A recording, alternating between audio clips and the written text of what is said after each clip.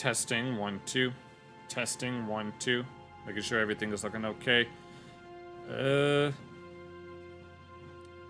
don't know if I want... I have this little Valentine's overlay. I don't know if I want my avatar to be behind it or if I want it to be in front of. I know I want the multi-chat to be in front of the overlay, but the avatar, I'm not exactly sure. Let me... try this. You think that gets in the way? I want to make sure the multi-chat's in front at least. I mean, it looks kind of in the way, but I might put my avatar back up front. I just think it looked... There was a different frame that I wanted to use, like in the starting screen. I wanted to use that one, but it's not quite multi-layer trees. Hello, Wolfie. Hello, Brett. You managed to up the numbers in your butterfly backstroke and stuff. Nice. I mean, technically, in your case, you're trying to get less time, so you're trying to get PBs and such, but... Okay, here, let me... This actually looks kind of weird. The little heart's in the way, but I think it would be better if I simply just did it this way instead. I'll think about it, honestly. Yeah, I don't have... There is one quote-unquote Valentine's-themed video that I want to take a look at by Squirrel Tactics about the many loves of Luann from King of the Hill. I don't know if we've ever looked at a Squirrel Tactics video on stream. I only wanted to do it as part of, since it's part of the overall theme. The overall theme. I was about to say overarching theme, but then I changed it midway to overall, and then it just sounded, and then it came out weird. That's something that I tend to do a lot, is that I intend to say one thing, but then I accidentally am about to say another thing. Yes, about to say overarching when I meant to say overall. Yes, this is the overarching theme of the string, the vignette of trees in front of the borders. Okay. Yeah, I'm having trouble with whatever the heck that's supposed to be. So like this? Kind of hard to tell. I mean, it looks nice. Change the hue of the background to warm pink. Oh, okay. Here, I'll try. Do I go to filters? Is this a? Would this be color key or color correction? We'll just call it that.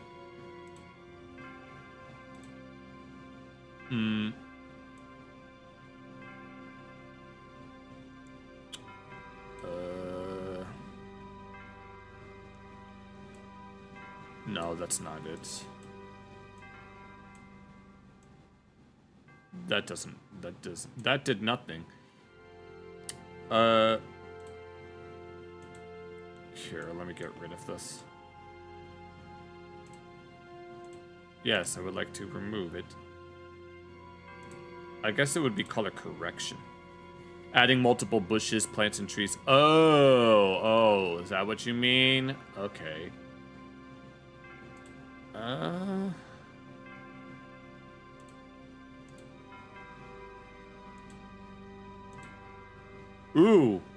Wait. Oh, wait a minute, this might work. It's a little too dark, though.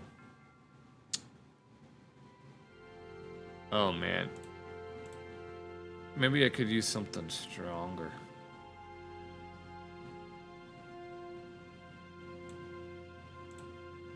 Okay, no. That looks like that looks horror color. That's a horror color. Oh no. Let me try this again. The other one was better, but oh Lord, what's up? I'm trying to change the color of the background animation here, but oh Lord, this is color multiply. Oh, the different seasons. That's interesting. I mean, the background animation is the Dance Dance Revolution A3 background. I'm sure anyone who's seen the DDR streams will know that. They could have been. That's a good idea, Wolfie. That's a really good idea, but... Oh. How's this? There's another one that says color add, but I don't know what this would do. Wait, no. That's not what I wanted. Okay, that does nothing. This other thing doesn't seem to do anything. Unless I'm supposed to... Oh, wait, I know what's wrong. It's supposed to be... Let's see what happens if I do... Okay, that... okay, here. Let me try this instead. That... Son of a bitch. Okay, you know what? Maybe if I increase the brightness... No, that's not gonna do. A little too dark. A warmer orange that's slightly pink. Okay, here. That's... I don't know. There's probably something... I think it's just too dark. Like, the background animation itself is relatively dark, and I know that I want it to be at least something bright. Ooh, how about this? No. Nah. I'm trying my best, but... this is so weird. So my thumb, I have my thumb on my chin and it's interfering with the... God damn. Should I do something with the gamma or the contrast? Looks like Fanta. Oh no. I don't know. Let's try... You said an orange-white. Maybe something... No, this just looks like the default background. I can keep trying, but...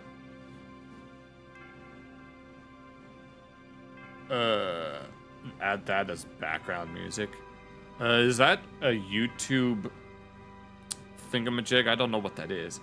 It's like, it's not as wallpapery though. Oh, is that so? Oh, here, let me try this. I need something that's a deeper color. Like, I kind of like this. It's just it's number FF00FF. I'm sure that's like hex or something like that. Or maybe this. I like the other one better. I like this one. It's a little dark, but so is the background animation itself. I mean, there's a gold-purple version of this background animation that they use for the gold cabs, but that's about it. Unless I can, like, do some hue shift or some stock photo of flowers. I just have... it doesn't really matter. I don't change it from there. Too dark. Okay. Well, if maybe I could... I'll just leave the brightness at its default.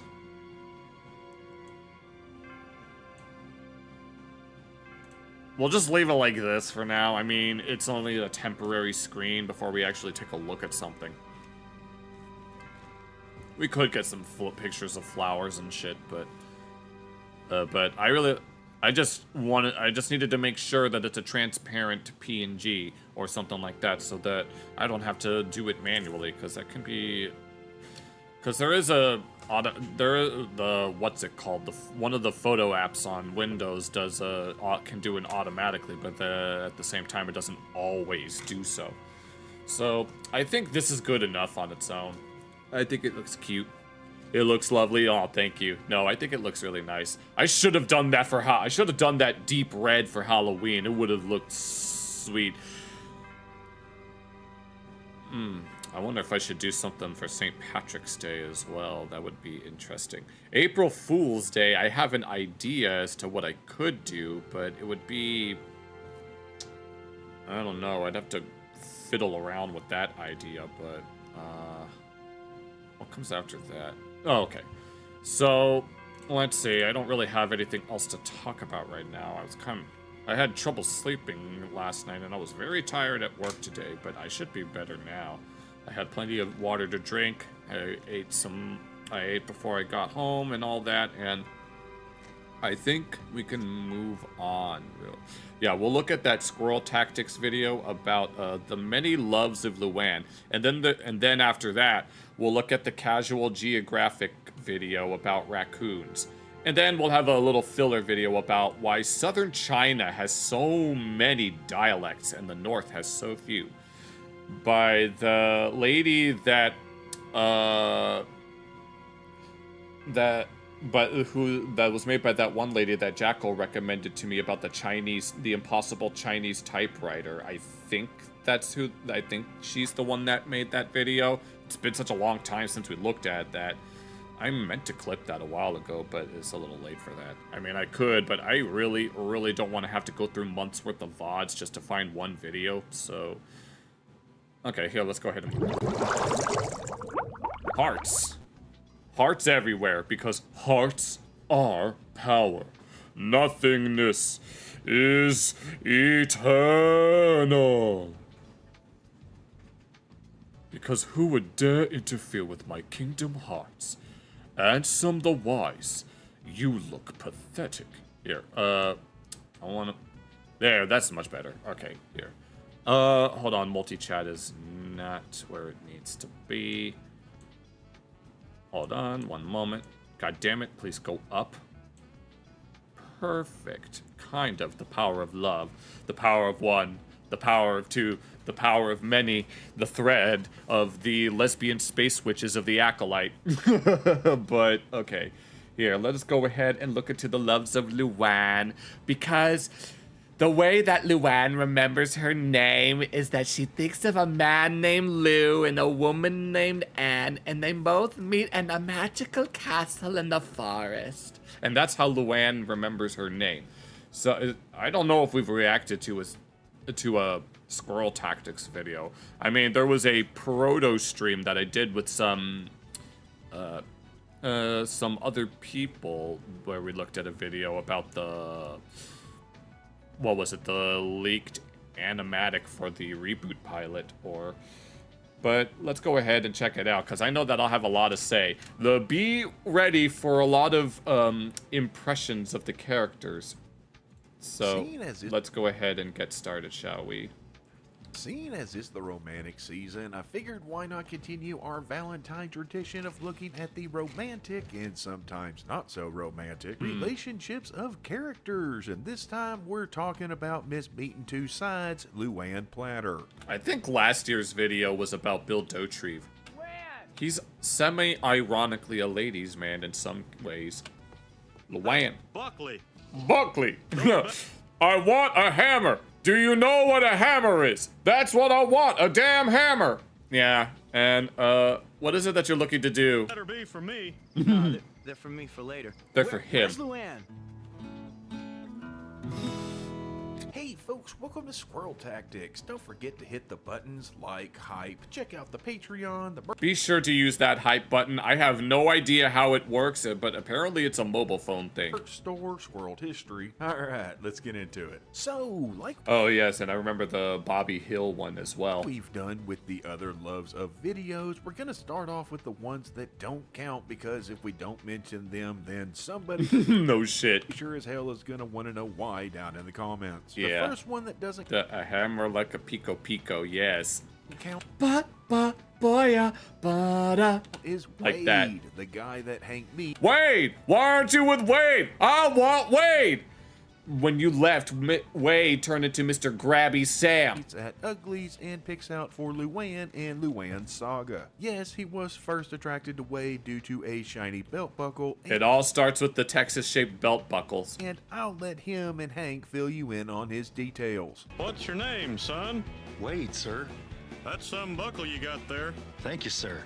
It's all about the aesthetics, you know? When you're looking for a man, it's all about the belt buckle. There's a lot coming from a man like you who I can plainly see knows a thing or two about buckles. Well, I actually have a Zelda belt buckle with the royal family's crest on it, you know, with the Triforce and the golden loft wing. rounds on me. Quarterback. I think it's at the it's at the bottom of one of my hampers. I haven't worn it in a long time. mostly because the little holes tend to stretch out, and it makes it harder to keep it together. Back, huh? Varsity.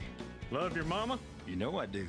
She cook with a gas range? Propane. Propane. And that's all it took.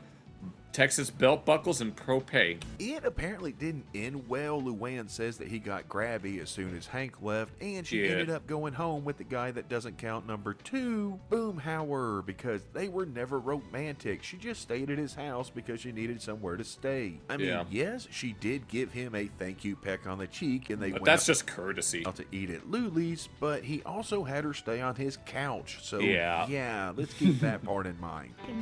You should get an Ohio belt buckle. Nothing. It's all Ohio. Always has been. Thanks for the Wait. lift.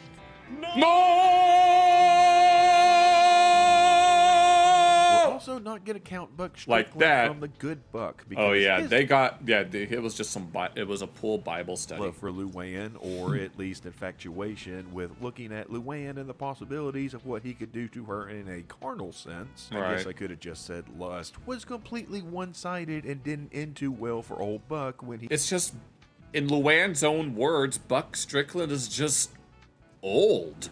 tried to act on it. I like young guys. Yeah. Not Jesus, But but have fitness and hair. a kiss on the cheek. The X is a kiss on the cheek. No. You see, I got everything. She spurned me. I've been spurned. Luann wanted to bring Yeah. Buck closer And for context, this was after he drove to work drunk and a whole lot of other stuff. to God. And then he eventually got drunk again, I think. I don't remember. Buck wanted to use Luann to get closer to another heart attack. Not all blondes are Debbie, Buck. Not all blondes are Debbie. Damn it! Bobby isn't going to count either, That was a joke. even though they did technically have a wedding ceremony. But Oh, man, look! Hillbilly cousin finally getting married! You owe me $5! it was a fake out to try and teach Luann and Bobby a lesson about pranking each other. Yeah. Man. Yes, oh, this, yes, yes. Happening. Bobby Hillbilly is marrying Hillbilly cousin. You owe me $5. Let's go. In your face. After the two had been engaged And then Bobby got Luann pregnant by switching out her lady pills for sweet tarts, I think. in a prank war that included Bobby replacing Luann's birth control with nibbled down sweet tarts. Dirt all over. Why would I put dirt in my own fruit pie? My own fruit pie. You had blonde hair when you were a little boy. I have strands of blonde hair in my beard, Kane if you can believe that. Skritterberg, voiced by Trey Cool from Green Day, tried to holler at Luann when he invited her to an upcoming show for his band. Yeah, I'm a singer. Got my own band. Play next week at the park and ride. Wow. Wow. This is a really good Xerox of you. Though I'm pretty sure she didn't fully understand what exactly I'm not a boy anymore. Yeah. he was doing. Oh, I mean, Lord. it is Luann, and yeah, no. I don't think Buckley quite got it either. Buckley, Guess what? Chicken butt. Why? Chicken thigh. I'm going to Kane's concert as his special guest, not his girlfriend. I don't know. I don't trust this guy. Well, if you're so worried, come with me. Kane told me to bring a friend for the drummer. Oh, you mean it? He was close. He was on the right track. He had us in the first half and all that, but swing and a miss there at the end, bud. That ain't the kind of friend they're talking about. Patch Boomhauer, voiced Oh, by here Brad he Pitt, is. also tried to get him Oh, I didn't know Brad Pitt voiced him. How nice. some Luann action, though Boomhauer put an end to it rather quickly, and it led to a fight between the brothers, but, you know, it did happen. Talking about. Doctor talking about. Kitty, pack for you, man. Dadgum, find you place. That go, talking like dang old man, you know, not talking like the dang, and then you talk about the old and the dang old man. This little old That's kidder, about man, it. you know, every dang old April Fool growing up, he's about putting up a little frog in my bed, you know, like this old patch, man. Wooten dogs. That's a sweet taste, man. Look forward to that meal, you know, like. Bow chicka, ow, ow, bow On the chicka. other Green side of eyes. that coin, if you squint and kind of turn your head a little bit, there was poor Kevin, the 15-year-old high school Oh yeah, she took him out because she never went to her prom and she just wanted to get it over with. senior who Apparently tonight's specials are the chicken Florentine, the new whatever the hell something chops, garlic something, lobster something, and He got pan-seared. wrangled into taking Luann to his high school prom, and Luann gets lucky. Oh yeah, and then yeah, it was those. Were Lucky and Luann married during this episode, or? You are taking Luann to the prom. You have to take me, Kevin. I traded my fiance for this. Okay, so they had yet to get married, but then Lucky tried to send his boys out to teach this boy a lesson. But those men said they'll kill me. Yeah. They'll have to get past me first. Well, you are pretty scary. Yes. So, yes, the reason she's scary is because not only does she have a size 16 foot, she also has a size 16 and a half. I am. Now, are you gonna clip on this bow tie, or am I? Oh, and yeah, there was the unused idea of her dating Chuck Mangione, but Oh, there was that? I didn't know that was a thing. Or I didn't know that was planned to be a thing until they scrapped we it. don't need to go into that one. Chick man, Joni. I ain't a chick, I'm a dude! Bang! And it should be noted. Yeah. Oh, yeah, about chicken. Fast food place you worked at had a chicken supplier. Now the whole nation is on temporary... Oh, the whole nationwide corporation is temporarily out of chicken. Excuse me? No chicken? You mean I ain't gonna be able to get that bucket? How can they be out of chicken? It's Colonel's Fried Chicken. Yo, 911? No, I ain't calling the snitch. I got a real emergency. These motherfuckers don't ran out of chicken. Noted that she's had many loves in her life, but none of them are above Jesus. Praise him! All of that They're not making Christianity any better. They're making rock and roll worse. out of the way, we're gonna start here with Luann's first love, or at least on the show, and that's Buckley. Why do you let Luann go out with that hairball? It's none of my business. She's not my daughter. Anyway, that Buckley may be dumb as dirt, but he's her ticket out of my house. Yep, Buckley, voiced by David Herman, because half the characters on At least it's not chicken focused. It's not a Show. chicken focused place. Oh, okay, yeah. I was just, Are you know, not a good- I was just memeing around. Wait, just an observation. He first appeared in the pilot episode as just a Megalomart employee. Oh yeah. You're gonna pay for that. dude. You're fired! Now, I did a whole video Hey. on Buckley, so I'm not gonna go too much into detail here. I remember this video. This video is like a few years old at this point. But here's a little montage to kind of give y'all an idea who we're talking about and how their relationship went. If Yeah. I don't pay my tuition, I can't go to beauty school anymore. You can't have the ones with bones, yeah.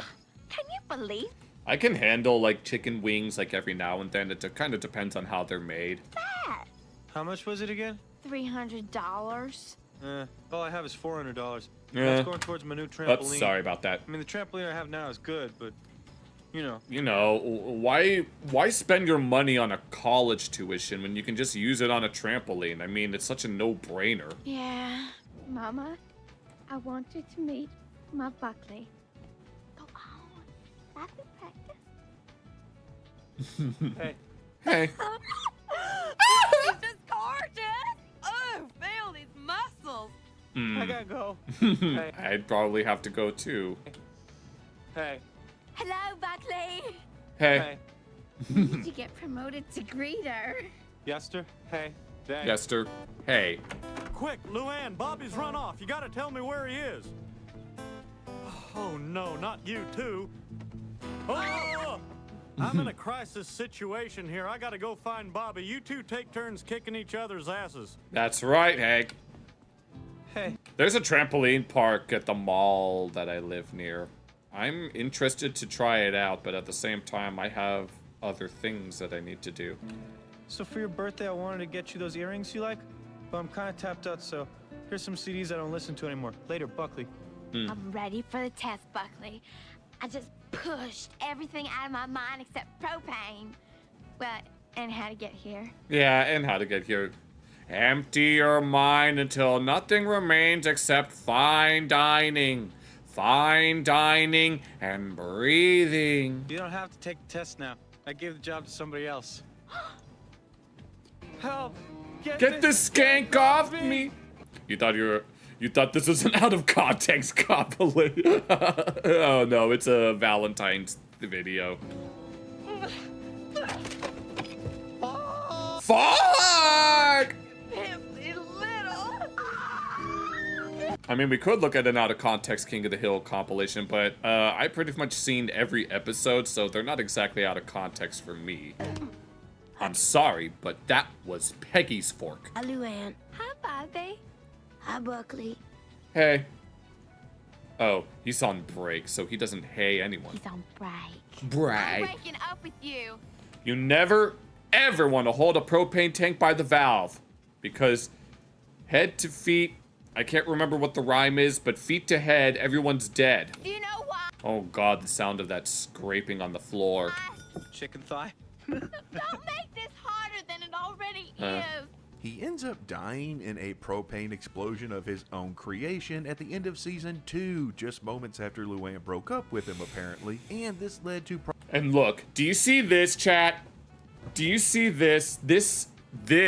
This is what a starving Irish child looks like. Probably the funniest funeral on the show. Fight the occupation, as Luann would put it.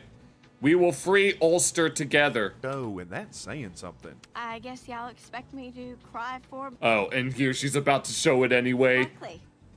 But I am not. Wait, I think. Because there are a lot more important things to cry about. And there it is. This is a picture of what a hungry Irish child looks like. Fight the occupation! Fight the occupation!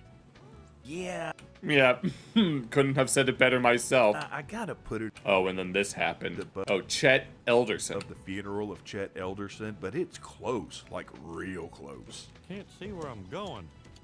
Damn you, Bill. Shh, man, dang this. Oh, here, we need the coffin dance music. Respect, man. Live, Bill, man. I am. It's Dale. He's faking it. Am not. Am not. No wonder my hand feels so heavy. Get your hands on the casket. It's bad luck. More.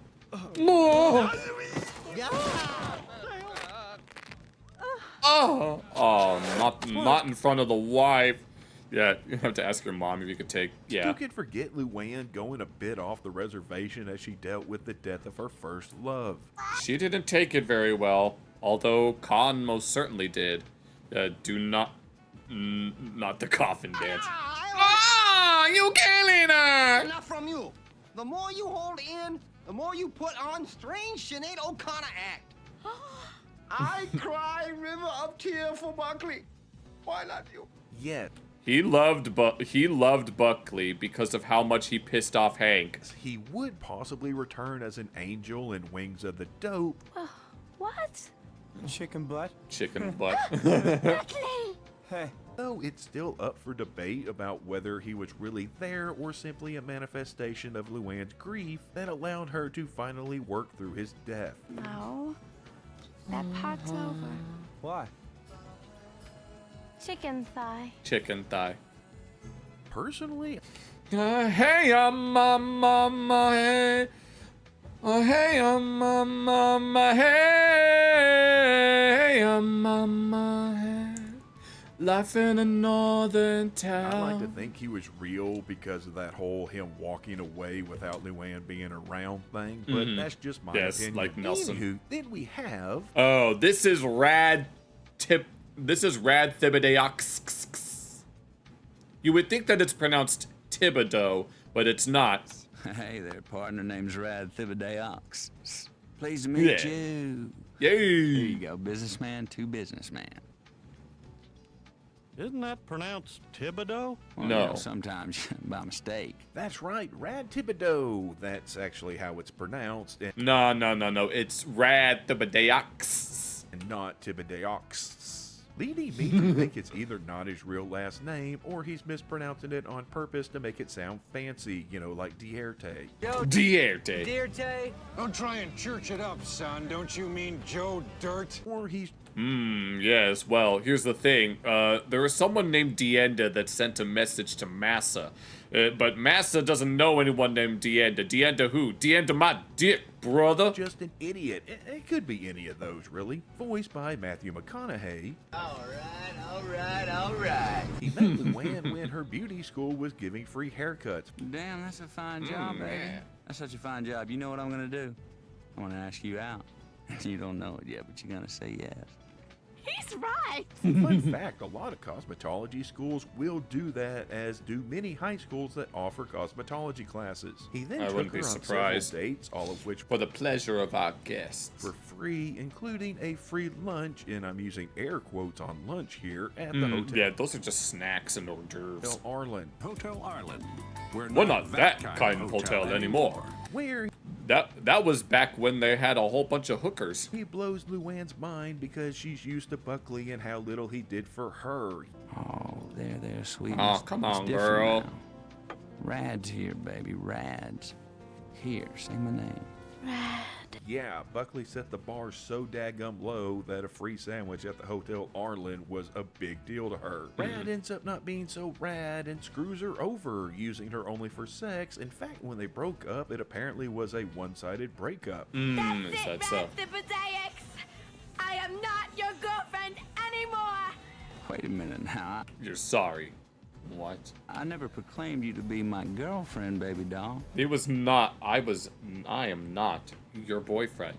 Because, you see, for context, they convinced Bobby to let them throw a house party at Boomhauer's. To which, Bobby was half naked in a hot tub with some ladies, to which Hank was very, very upset by this.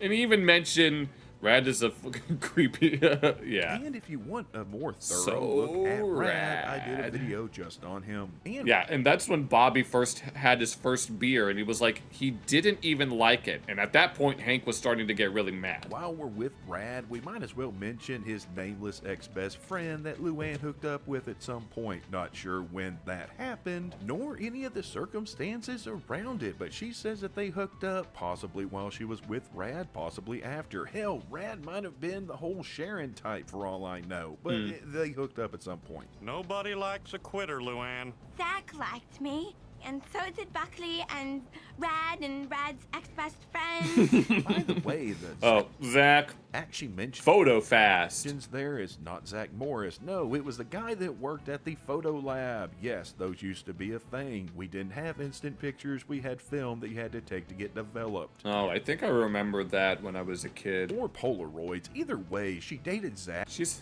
look at it, look at his eyes. Fucking high as fuck right now. for a short time before this happened. No hard feelings, but it's over, Linda. Linda. That's not how my name is pronounced. Oh, Luann.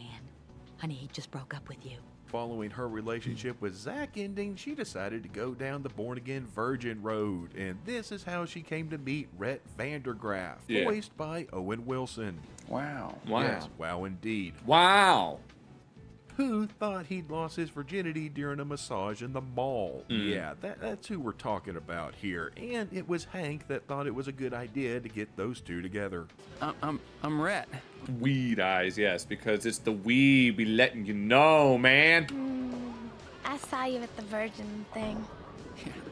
Yeah. I got kicked out for already being one. The problem with this pairing was that Luann was looking to more or less clean up her personal mental image of herself as it pertains to her sexual history, but her behaviors didn't really change, yeah. as we see at the virginity dance, And you could tell by the Dooley and Clark Peters back there. where she may not be showing the level of modesty that would be expected for the situation. I am not shaming her here, by the way. I just want to make Yeah, that this is all clear. Don't accidental. be coming for me down in the comments. Rhett, on the other hand, is just very, very sheltered and takes every opportunity he can to ogle Luann. With Rad, my last committed on-again, off-again relationship. On again, off again. Everything we did always seemed to lead to sex. God, Luann. Sounds terrible. She's wanting to wait until marriage for Why did that remind me of Meat Canyon for a moment? him to do anything, as is he, but seeing as he's horny as a toad and basically a jackrabbit waiting on a hot date, he ends up proposing to Luann so that they can go all the way. This Yeah. means that they end up getting engaged 2 whole days after meeting, which I'm going to go ahead and go out on a limb here and say that that's a tad bit too fast. See, I was afraid I wouldn't like your last name. Vandergraaf. Oh, she's going to be Mrs. Rhett Vandergraaf. I'm going to be Mrs. Rhett Vandergraaf. You see, the name is Hank Hill, Mr. Hank Hill, not Mr. Peggy Hill, but Mr. Hank Hill. I'm going to be Mrs. Rhett Vandergraaf.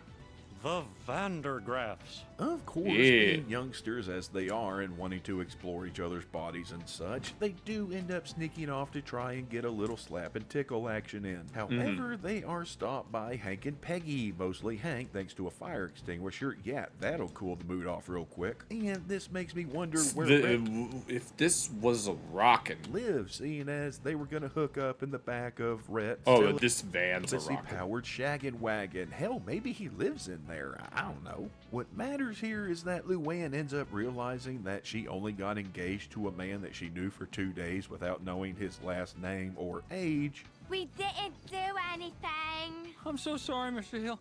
I've waited 22 years. I couldn't wait another week. You're 22? All right, that's it.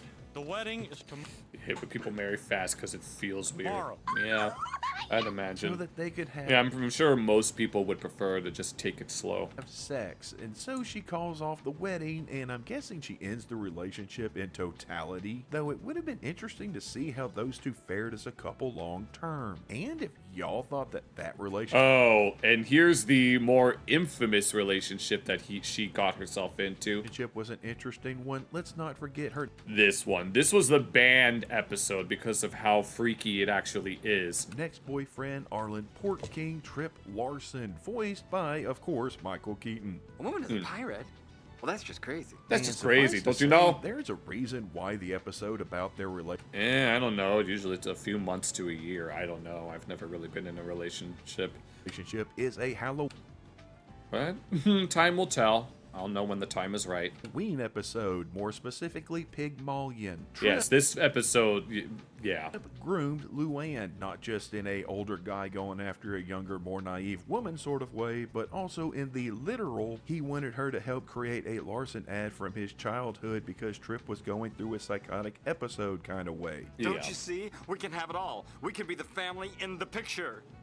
You, him, and me. And him.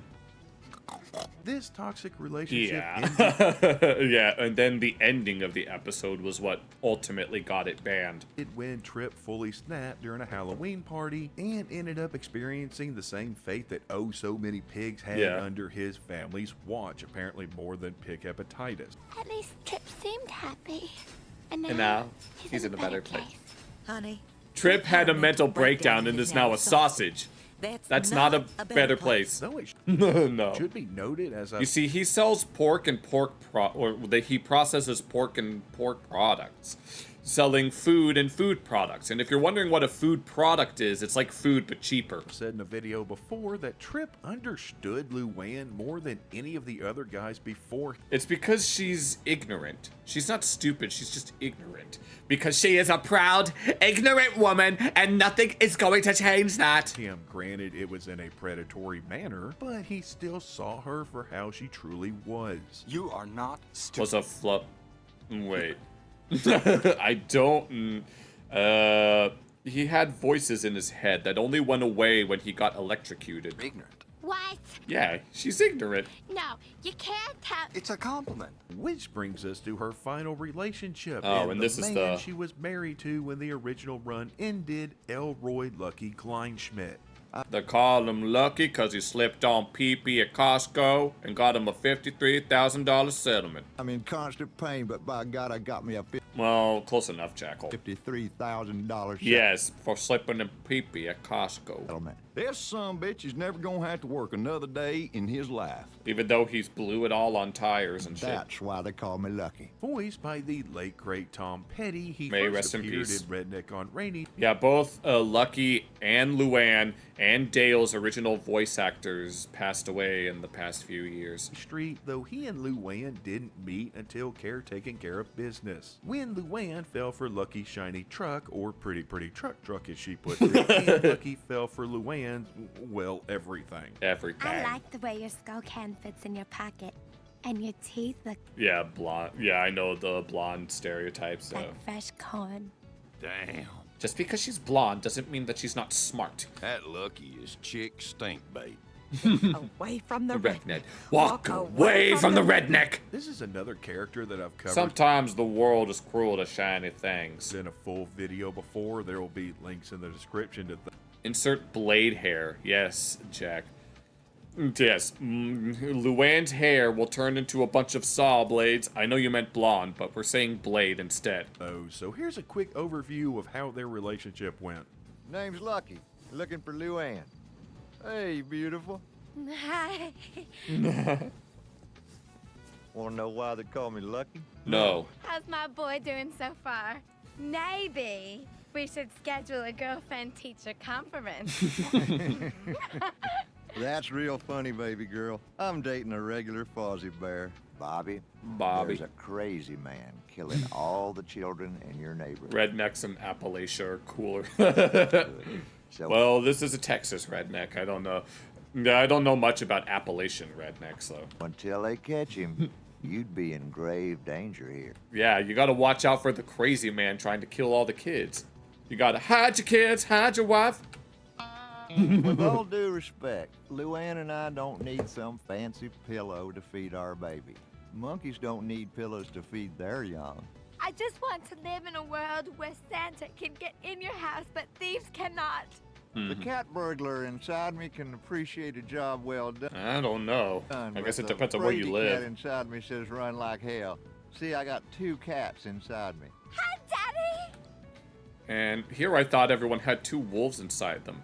I know that Bao the Whale, the VTuber Bao the Whale, has 2 wolves inside of her, if you catch my drift. Baby girl, I need some time And one of them's named Blyde. alone with your daddy. You know, to talk about father stuff. Go to bed early and get your baby sleep. Good idea. Good night, Daddy. Yeah, you mentioned that, Brett. Good.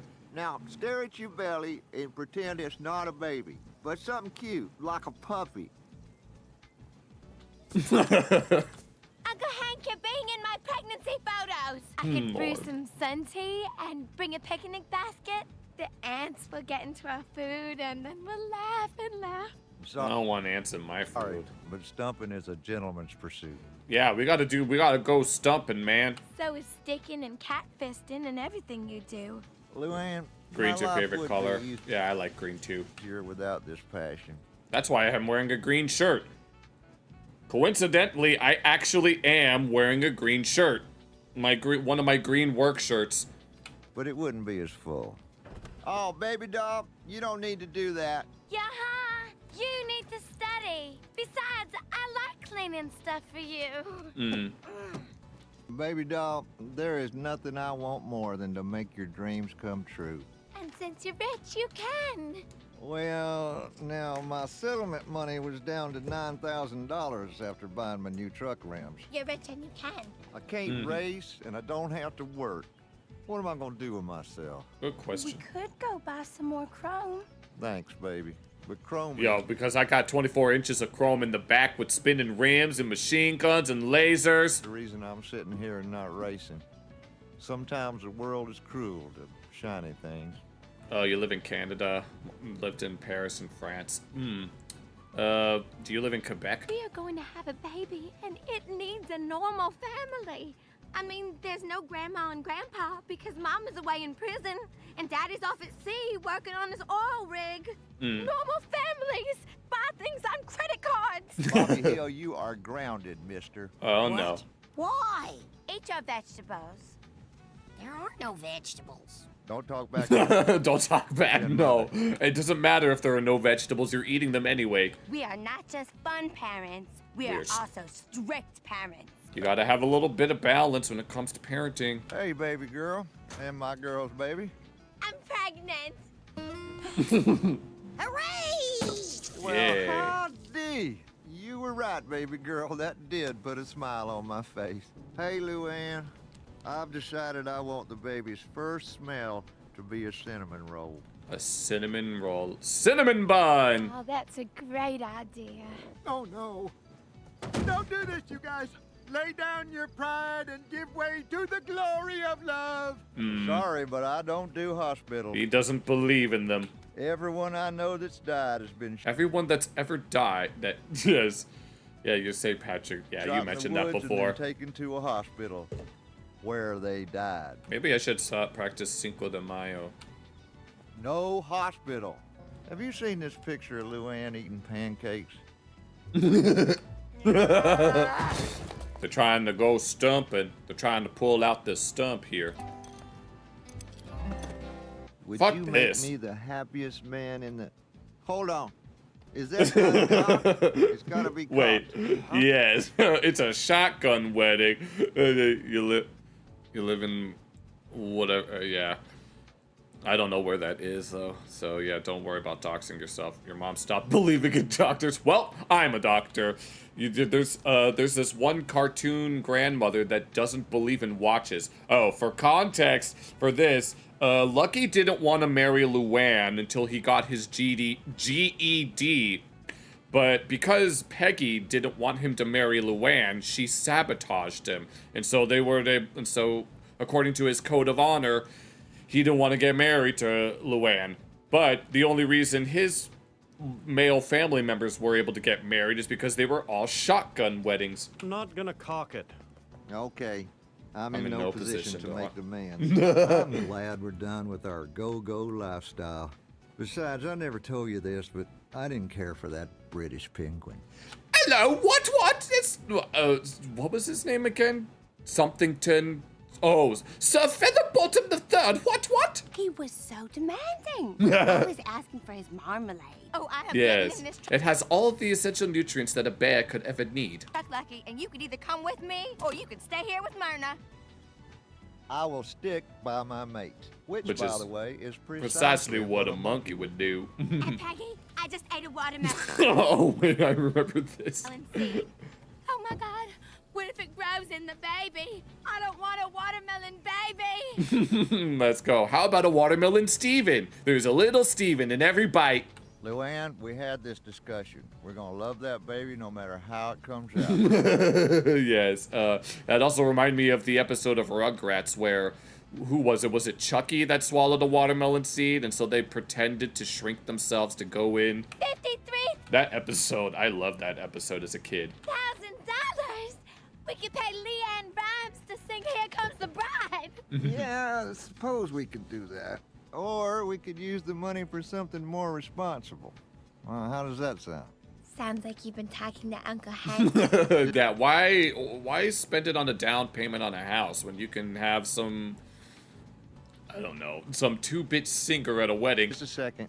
Uncle Hank, now you gotta kick me in the ribs. Come on, this is ridiculous. I said I'd hold the gun, but Right underneath. Welcome to the family, Lucky. Yeah, they had some ups and downs, but Lucky was the best match for Luann, not only because he treats her right, but also because he's the only one who legitimately cares for her and her well-being. They ended up getting married in, possible hot take here, the better of the two series finales, Lucky's wedding. Yeah, this was the original series finale until they extended until they got another season. Suit. Yeah. I'll take it that by yeah-huh. Yeah-huh. Luann is saying I do. Yeah. Then I pronounce Elroy Kleinschmidt and Luann Platter, man and wife. And of course, how can we forget baby Gracie? Baby Gracie. I hope she makes an appearance in the... I'm sure a lot of people hoped that Gracie will make an appearance in the revival. I'm sure the interaction with Bobby would be interesting. Who luckily is... Especially... Oh, no, the interaction with Good Hank would also be interesting. Named Gracie and not Luann's original choice for a name. Yes. Lasagna. You see, it's Steven. Just Steven. Call me Lasagna. Pink Lasagna. What? Lasagna Kleinschmidt. Yeah. They gave you the good stuff, didn't they? Oh, we just like the name Lasagna. there's no way I'm gonna sit by and let you name your child after... Would any of you guys name your kids after food? I'm sure there are examples of that. Ken needs to make her own decisions from now on. But no, honey, her name... I mean, there are people whose last names are Fox and Wolf. And then I know Sakura is a common name, which means cherry blossom, but... It's not going to be lasagna. Yep, she got the good stuff. The last we see of them together was in the actual series finale to Sirloin with Love, where they're still happy and healthy and apparently hungry when they smell cooking meat. You can never go wrong with Hank's barbecue. Which, that's totally understandable. Yeah. I smell beef. Don't even fool with shoes. Grab Gracie and let's go. Of all of Luann's relationships, hers with Lucky is easily the best and most fulfilling. Though Right. I know a lot of people don't like that they ended up together. I'm But yeah, I know that. It's just a joke. personally a fan of it because Yeah, but has anyone ever been inside a dog before? Because Spike ended up eating one of the seeds, and the Rugrats were all like, well, here we go again. It's time to shrink ourselves. they're just really good for each other. And after the pockmarked interstate of typically Yummy. one-sided love Yes. that Oof. Luann had been traveling on, her journey leading to Lucky just feels right for her character. Yeah. And I think it ultimately gave her a happy ending, with the original run ending with her and Lucky married with Gracie in their home. I Yeah. love you, Luann. Hopefully we'll, granted both of their voice actors died, but hopefully we'll get to see Gracie in the next season of the revival. I love you too, Lucky. So, that's all of Luann's romantic. You know or any watermelon? unromantic I like watermelon! Inside of my watermelon! I like watermelon. in a surprising number of I like apples, I like oranges, and I like watermelon. Oddly enough, I like apples and oranges, but I don't like apple juice, and I don't like orange juice. I don't know what it is. cases, relationships. I think we got them all, but of course, if we left any out, let us know down in the comments. I Also, don't know. who was your favorite? What do you think would have happened if she'd have stayed with Red? Let's see what y'all Oh, have to say about I that down don't there. know if that would... You didn't like it? Put some salt on it. Too. And hopefully all of y'all have a happy Valentine's, full of chocolate, sweet, sweet loving, and most romantic of all, plenty of sweet, sweet cabbage. Boy, that cheese. Thanks for watching, folks. We'll see y'all next time. That was very cute. Yeah, you love them when I say watermelon. Yeah, it's a Vine meme, I think. Yeah, the only thing that has wolf in your name is your username and character. Yeah, I'd imagine. I will be right back. I'm gonna go take a bathroom break real quick.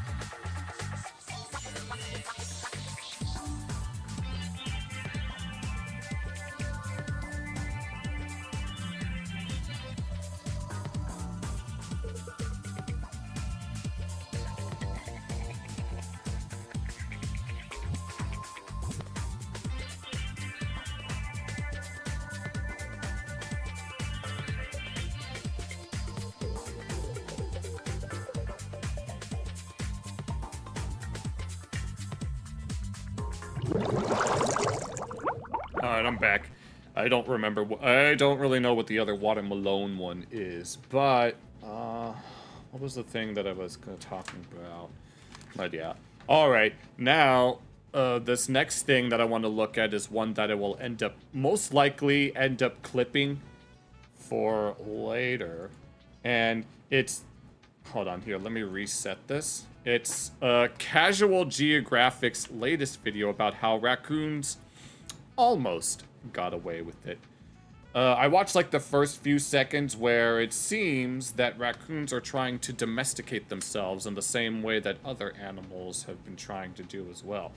I know that urban foxes are doing a similar thing, but as a raccoon myself, I know quite a bit about myself, if that makes any sense. I don't know if that was supposed to make any sense, but I do know that quite a few streamers and React streamers and stuff will react to Casual Geographic. I've seen a few of like Internet Cities reactions, and then I occasionally see other VTubers react as well, since he tends to cover some very peculiar topics. I recently looked at the one about butterflies, or at least the truth about butterflies, but since this video in particular is about raccoons, it only makes sense that I would be the one to want to look at it.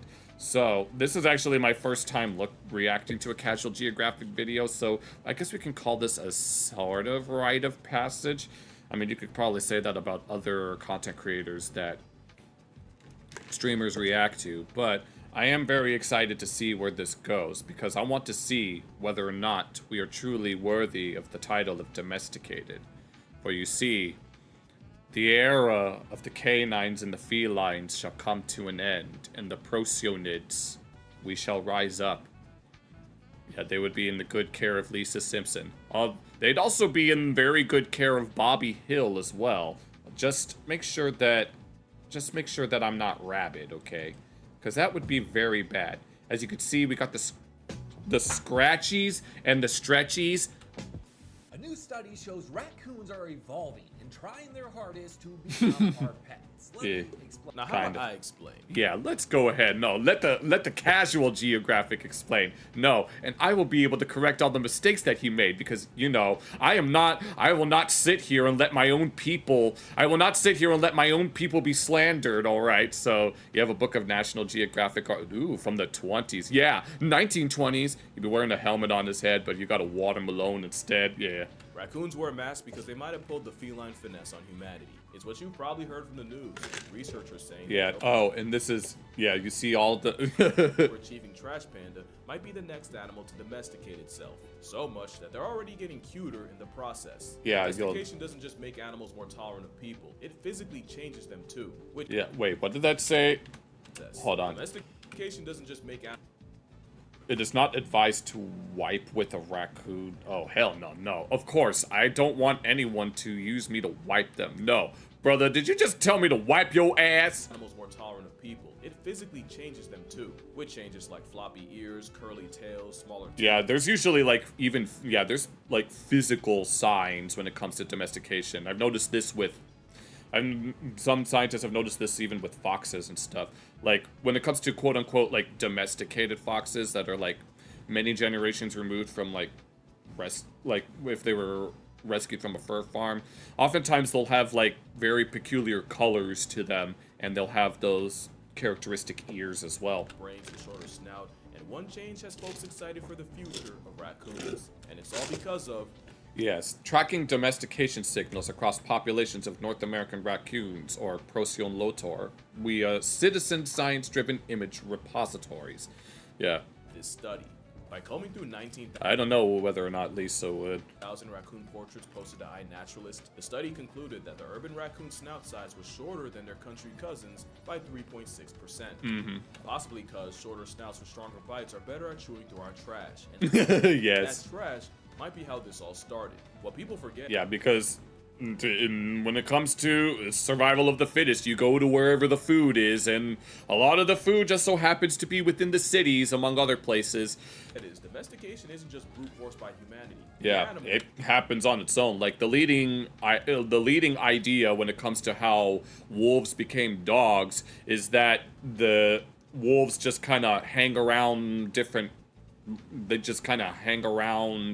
tribes of humans, and they kind of just got along over the tens of thousands of years until, yeah, and there's all sorts of different dog breeds. It also explains the immense diversity in them. We've only been with cats for about 9,000 years or so, so there's not as much diversity, but it's still a pretty long time. Has to make the first move, and with dogs. But for here, obviously with like foxes and raccoons here, it's only been like a few decades. The tanuki is technically a dog. It's not a raccoon.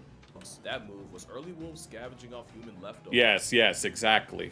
A habit that favored less fearful, less aggressive wolves. And then eventually, the rest is history.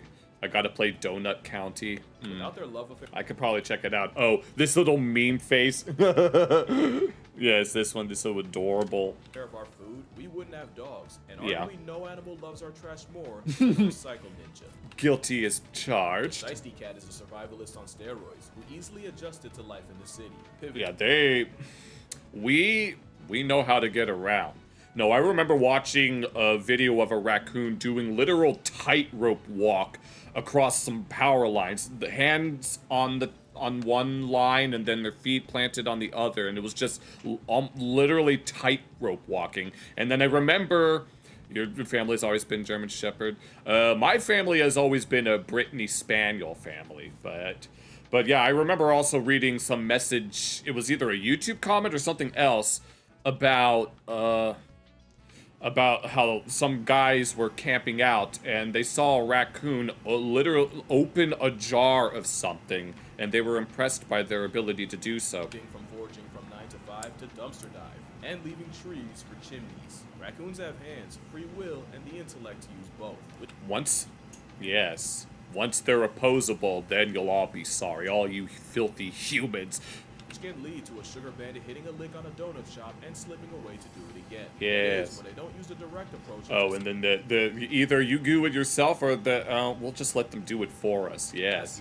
Mind you, stealth eyes have great memory. She just made a regular for life. Yep, and then they just keep coming. They'll take free rides from anywhere, literally. Oh, even on top of crocodiles and alligators, huh?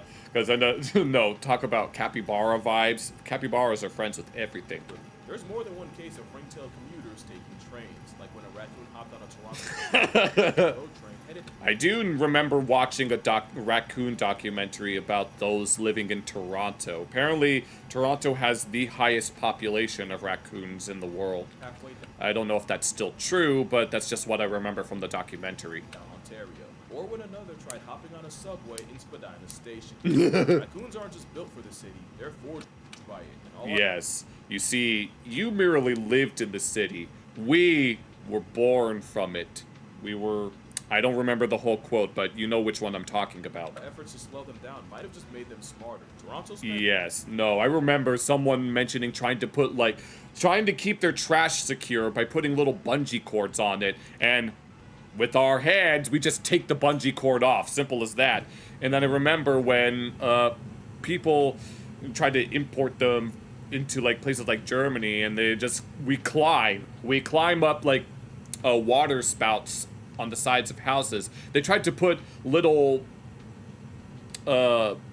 covers to prevent them from climbing. We just climb around them. $31 million on raccoon-proof green garbage bins in 2016. Mm. Designed specifically to keep the veiled vermin from your trash. Yes, but there's that handle there. The raccoons spend a couple days in Yep, yeah. You see, this is what... Caught making the bins for 30 mil.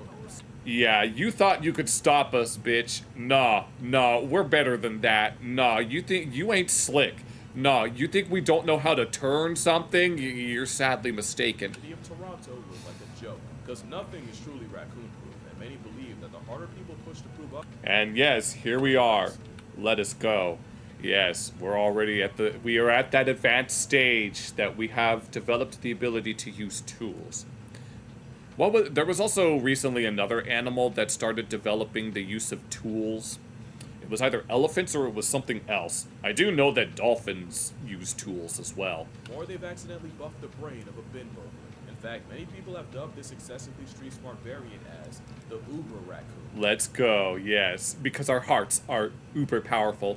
So it would seem that like death and taxes and The Simpsons getting... Let's go. 37, yeah. Apparently we're on season 37. I wonder how long it's going to go on for. I do know that Marge's voice has seen better days.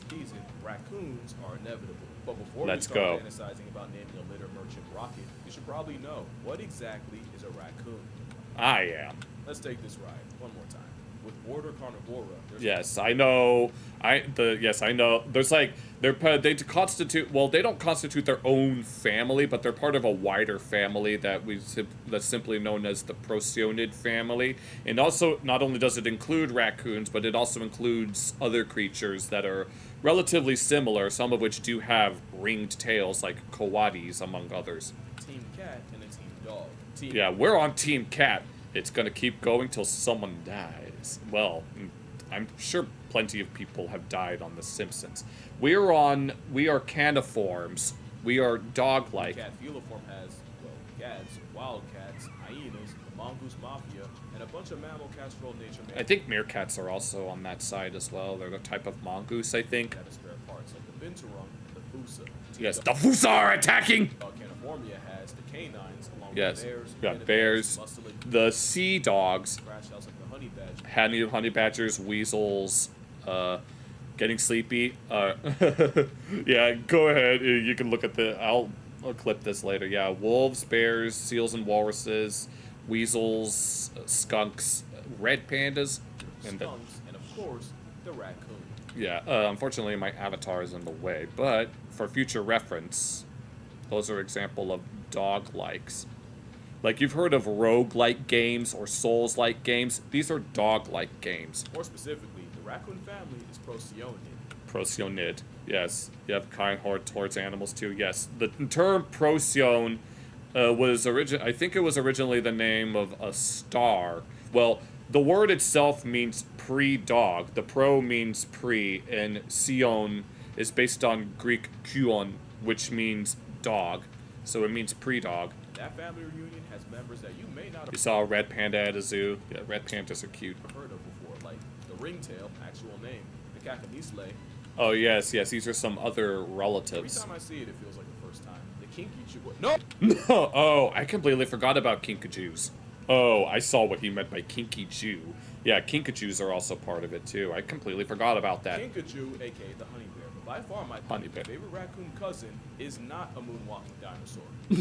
It's the Coatis. That's just what right? happens. Yes, Coatis or Coatimundi. When you put Coatis in reverse. If you've been to Mexico, you've definitely seen at least one Coatimundi, if not Coatimani. Yes, let's go. Yes, all my homies rise up. Someone who's been to Mexico, I can assure you that they'll steal your Maybe I should have been a Coati instead of just a raccoon, but what you gonna do? heart, along with anything else left unsupervised. Yeah, It's a habitual hog-nosed. we gotcha.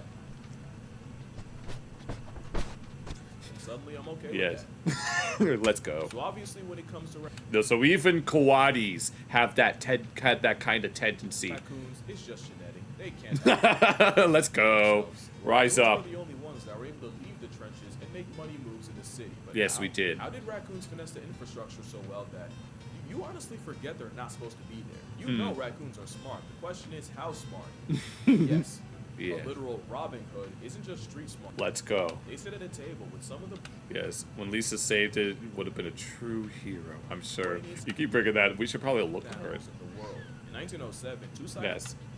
A study in animal intelligence. psychologists tried to power scale the intelligence of the raccoon. Yes. To do it, they used Edward Thorndike's puzzle box. In this method, the subject would have to engineer in his Anti-Indian racism. I don't have any. gate by opening a series of latches to see not only You just remember that long-nosed dog. how fast they could accidentally find the answer, but how quickly they could purposely do it again. They both did the same experiment separately, and both came to the conclusion that not only did a bushy-tailed urbanite clear cats and dogs, the raccoon's performance put them right under monkeys. Raccoons are also Yep, here we are.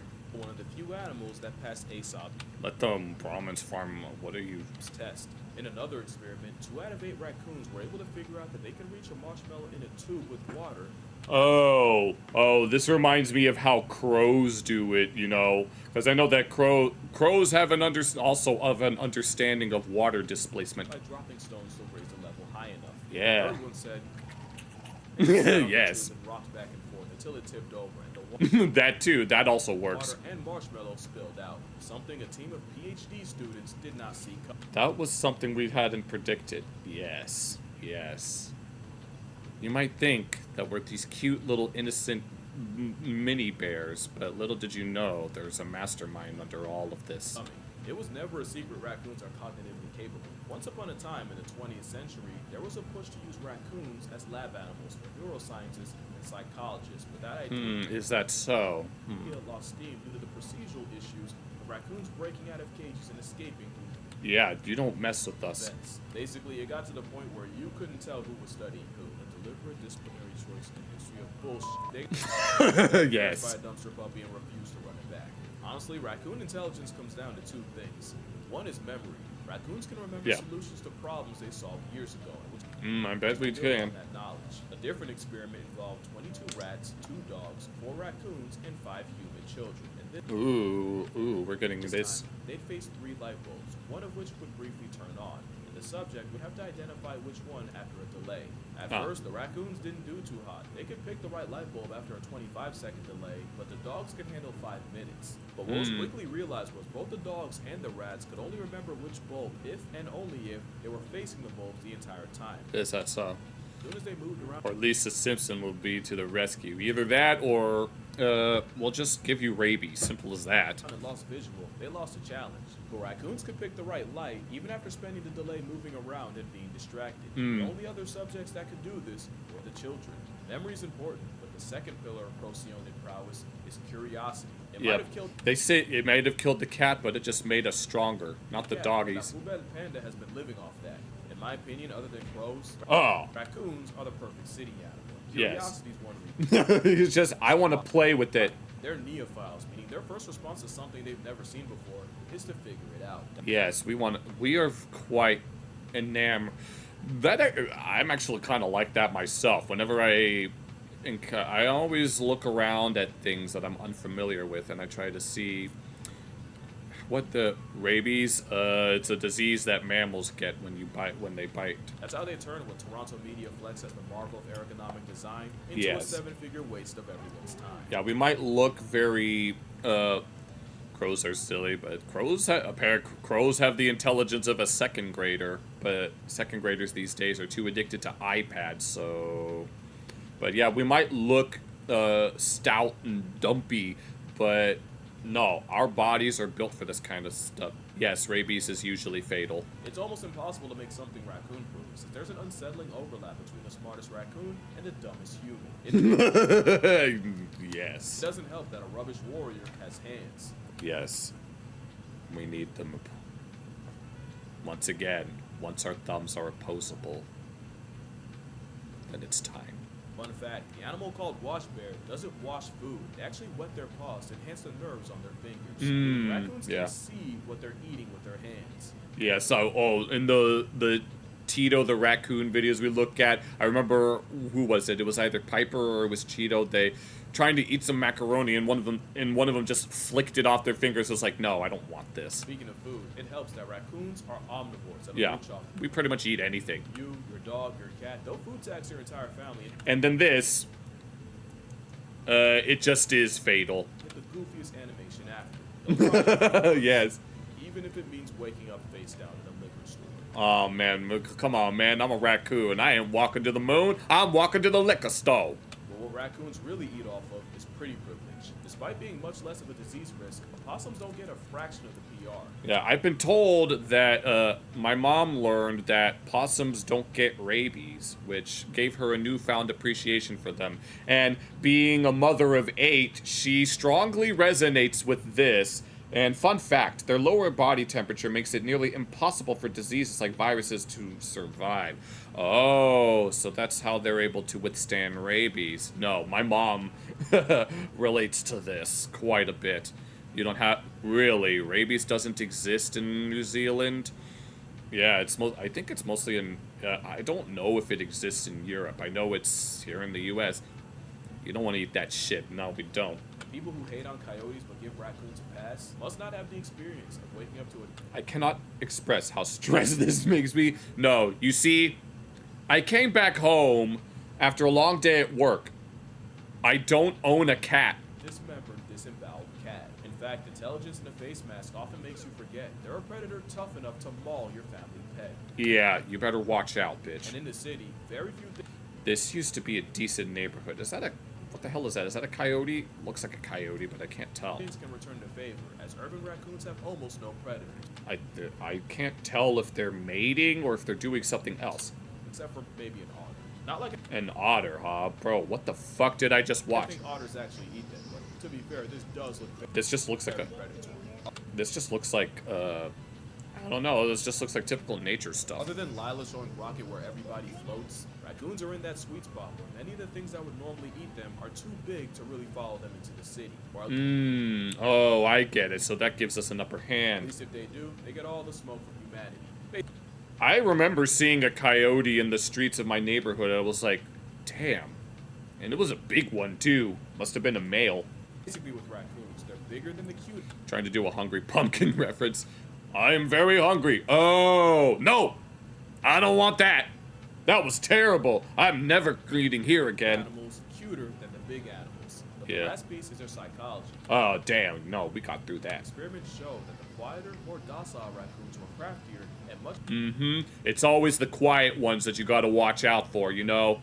better at solving puzzles than the aggressives. Ironically, bolder raccoons were less likely to take the time to see how a device works. Meaning, not only are calm raccoons superior students and problem solvers, but calmness is the trait that animals need to survive constantly being around humans. Yeah, that's how it starts. We're trying to make ourselves calm, cool, and collected so that way we will become the next cats. And soon, our supremacy over the pet world will be complete. It's also the first step to domestication. Which brings us back to the question, are raccoons actually being domesticated? It's complicated, remember? It is complicated. No, it depends. It really does depend. That it was wolves valuing our leftovers so much that it created selective pressure that favored less fearful, more people tolerant. It's very extremely rare that someone would survive rabies. I'm pretty sure it has a 99% fatality rate. Wolves, and after several generations of these docile wolves breeding, you eventually got the... Oh, I recognize the music in the background. That's the bamboo cutting game in Skyward Sword. The breeding blocks that would lead to Shih Tzus, Pekingese, and someone... I think it is. He tends to use some Zelda music every now and then. I think I remember him. It was either him or it was someone else. I remember hearing Molgara's theme from Wind Waker. Big, crusty-eyed, semi-big, and Q-tip. You know, there was a period where every single girl I talked to had one of these, and they did not like me. But a lot of people say that the mass marauder is at the starting line of the same process. This also severely stresses him out. And that the snout study only proves it. Just one problem, though. That study is very sus. Yeah. For a number of reasons. They used images that were uploaded by random people to iNaturalist, meaning Yeah, you need to... If you're gonna... Ever heard... Nope.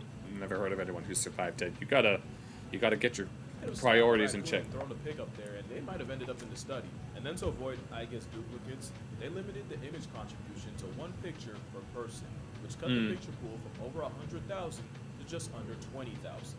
But they also had no way of knowing multiple people didn't just plot the same raccoon. Yeah, there's no way to tell. Out of the 19,495 pictures, they cut it down to 249, 38 rural raccoons, and 211 urban. I think we need a larger sample size than I'm this. guessing they filtered out for the best quality images to measure, but I feel like you can't mess with the numbers that much without severely... It would be better if we just had more hands-on studies, if anything. ...kneecapping your study, especially since they say they pulled pictures from 2000 to 2024. They used the last 4 years due scratch yourself. to a low number of rural data points. Yeah, I mean, when you're out, like, in a rural area, there's not too many things going on, so... And there's not too many people, so it's hard to really tell. Basically, they're saying in 20 years they couldn't find enough country raccoons. I don't think... I don't know. I don't know. Yeah, that's what... I mean, they're all over cities, so... I'm not even going to pretend like I'm the best at reading these studies or making sense of the numbers, so I'm actually going to link this creator's video. She's an Let's see. And 2, you've already been working with them for years. actual raccoon biologist. She's the only U.S. citizen allowed to study the pygmy raccoon. Oh, I forgot that was a thing. Because I know there's like there are 3 main species of raccoon. There's the common North American one, and then there's 2 others. One of them is the pygmy. And the creator of DashCon, which was some lore I was not expecting. Wait, what? Isn't DashCon a My Little Pony thing? But honestly, I'm not as worried about the numbers as I am the fact that the same study even admitted that raccoon snouts can be influenced by the climate, with them getting shorter as it gets warmer. Okay. Remember, I said domestication syndrome can come with shorter snouts, but also floppy ears, curly tails, etc. Yeah, it kind of depends. Took one trait that arguably could be caused by the climate, and I also forgot the way they did it. Some of the rural raccoons were actually living in urban areas. Again, I'm gonna plug Nessie's video. I feel like she did a much better job at dissecting this study than me, but the more I looked at it, the more it looked like an undergrad statistics project than an actual raccoon study. Which it actually might be. Now let's get to the real reason I'm making this video. I know I just pissed off a whole bunch of people by killing their raccoon Valentine, but the thing I don't know. No, it's validating. is, I'm not saying raccoons aren't domesticating themselves. I'm also not saying they are. Let me explain. It's a double-edged sword. They are, but they aren't. It really just depends. It's a case-by-case basis. That's the best thing that we can say for sure. Domestication is a multi-generational DNA-altering process. Right. In this case, they were like dogs are specifically bred for specific purposes, and the same thing holds true for livestock. Ends with an animal that kind of needs us to survive. Right, yeah. Dogs are very, very much dependent on us, whereas cats, yes, they are domesticated, not necessarily to the same extent as dogs, but they can pretty much hold on their own. They can't live in the wild, or at least they're not supposed to. Yeah, cats don't really... Habituation happens on an individual level, where the animal's still wild, their kids are going to be wild, but they've adopted changes in behavior to take advantage of being around people. Okay, now this is some Zelda music. The early wolves became less afraid of people and more comfortable cleaning our plates. That was habituation. And habituation is what you see with a lot of these raccoons getting bolder around people, but they're not trying to become our pets. They're just trying to eat. We're just trying to get by. That's all it really is. Now, if you want to pamper us with all sorts of goodies, then we're not going to complain. That makes sense. Like, you could argue habituation is the first step of domestication, but it doesn't guarantee domestication. A shot of jungle juice could be the first step to becoming an alcoholic, but one shot does not an alcoholic make. You can drink it without ending up in an AA meeting. And even if raccoons are on the road to domestication, you, me, our kids' kids, and even the spawn after that won't be alive to see it. And by that logic, raccoons wouldn't be the only ones. Plenty of animals have habituated to humans. Yeah, I mentioned, foxes too are also like that. I mean, there's the Russian silver fox experiments that have more or less created a quote-unquote domesticated fox, but those are more like artificially selected rather than like naturally selected. So foxes in London have done infinitely better in cities than in the country. And some researchers even say that their snouts are also getting smaller, as rooting through trash has selected for a shorter snout. I mean, I've noticed like even like those rescued from fur farms tend to have like very unique color patterns, and I think I've noticed at least some of those types of characteristics. With stronger bites to break through packages and bones. And black bears in places like Aspen Clip was, oh no, Colorado, no AI. They commute from the woods into the city to scavenge trash at night, and they've also got they also do that kind of same thing, but bold about it. Even breaking into houses and raiding fridges. Elephants in Thailand have habituated to the point of running things like the mafia. Yeah, I don't doubt that. I know that I've seen plenty of videos of like moose and deer doing the same things. You got elephants stopping trucks on the road just so it really is just a case-by-case basis to steal their sugar cane. But by far the best, or I guess worst example, is baboons in South Africa being so used to humans meaning an easy meal, now they expect it and will yeah, we've been here long enough. Go ahead and give us our food, bitch. Violently run your pockets. But no one's saying baboons, elephants, or especially bears are being domesticated. And black bears are just obese. Yeah, don't just do that. Raccoons. I mean, some will claim that for foxes, but even if they are, nobody you know or will know will be alive to see it. And as cities continue to spread, a lot of animals will have to adapt or die. And credit, raccoons adapted the hell out of their circumstances. Yes, we did. Raccoons hacked the city game, and there's nothing you can do to stop them. Toronto is considered the raccoon capital of the world. Yes, I was right about that. Okay. With up to 100,000 black-eyed bandits free roaming, which would here we go. Make them the largest minority group in Toronto. Let's go. Represent. And if the $30 million dud wasn't proof, these sticky-fingered city slickers are testing humanity in ways few other urbanites could. But at least raccoons make sense in North America. Somehow they've taken their act international to Germany. Yeah, someone tried to like import them as pets, but then it was kind of like, In 1934, raccoon fur farms were booming. Oh, it was a fur farm, was it? The forestry chief released 2 pairs of wash bears to enrich the environment. Enrich the environment. You don't really want to do that. This is an example of what we would call an invasive species, where it's an environment that they're not supposed to be in, and it ends up messing up the ecosystem. I'm pretty sure something like that happened in Australia with the introduction of sheep. The result was the raccoon population blew up. And not just them, because years later, a bomb obliterated a farm near Berlin, allowing 30 raccoons to escape. And today, there's an estimated 1 million rogues roaming the country. Yeah, and here we go. We're forming a new subspecies. 1940s Germany, yet still did not see that coming. Yep. The most outrageous origin story is how they ended up in Japan. Oh, yeah, I think I know this one. You see, after the 1977 Rascal the Oh, yes, I remember this. I remember this. Raccoon anime, raccoons became all the rage.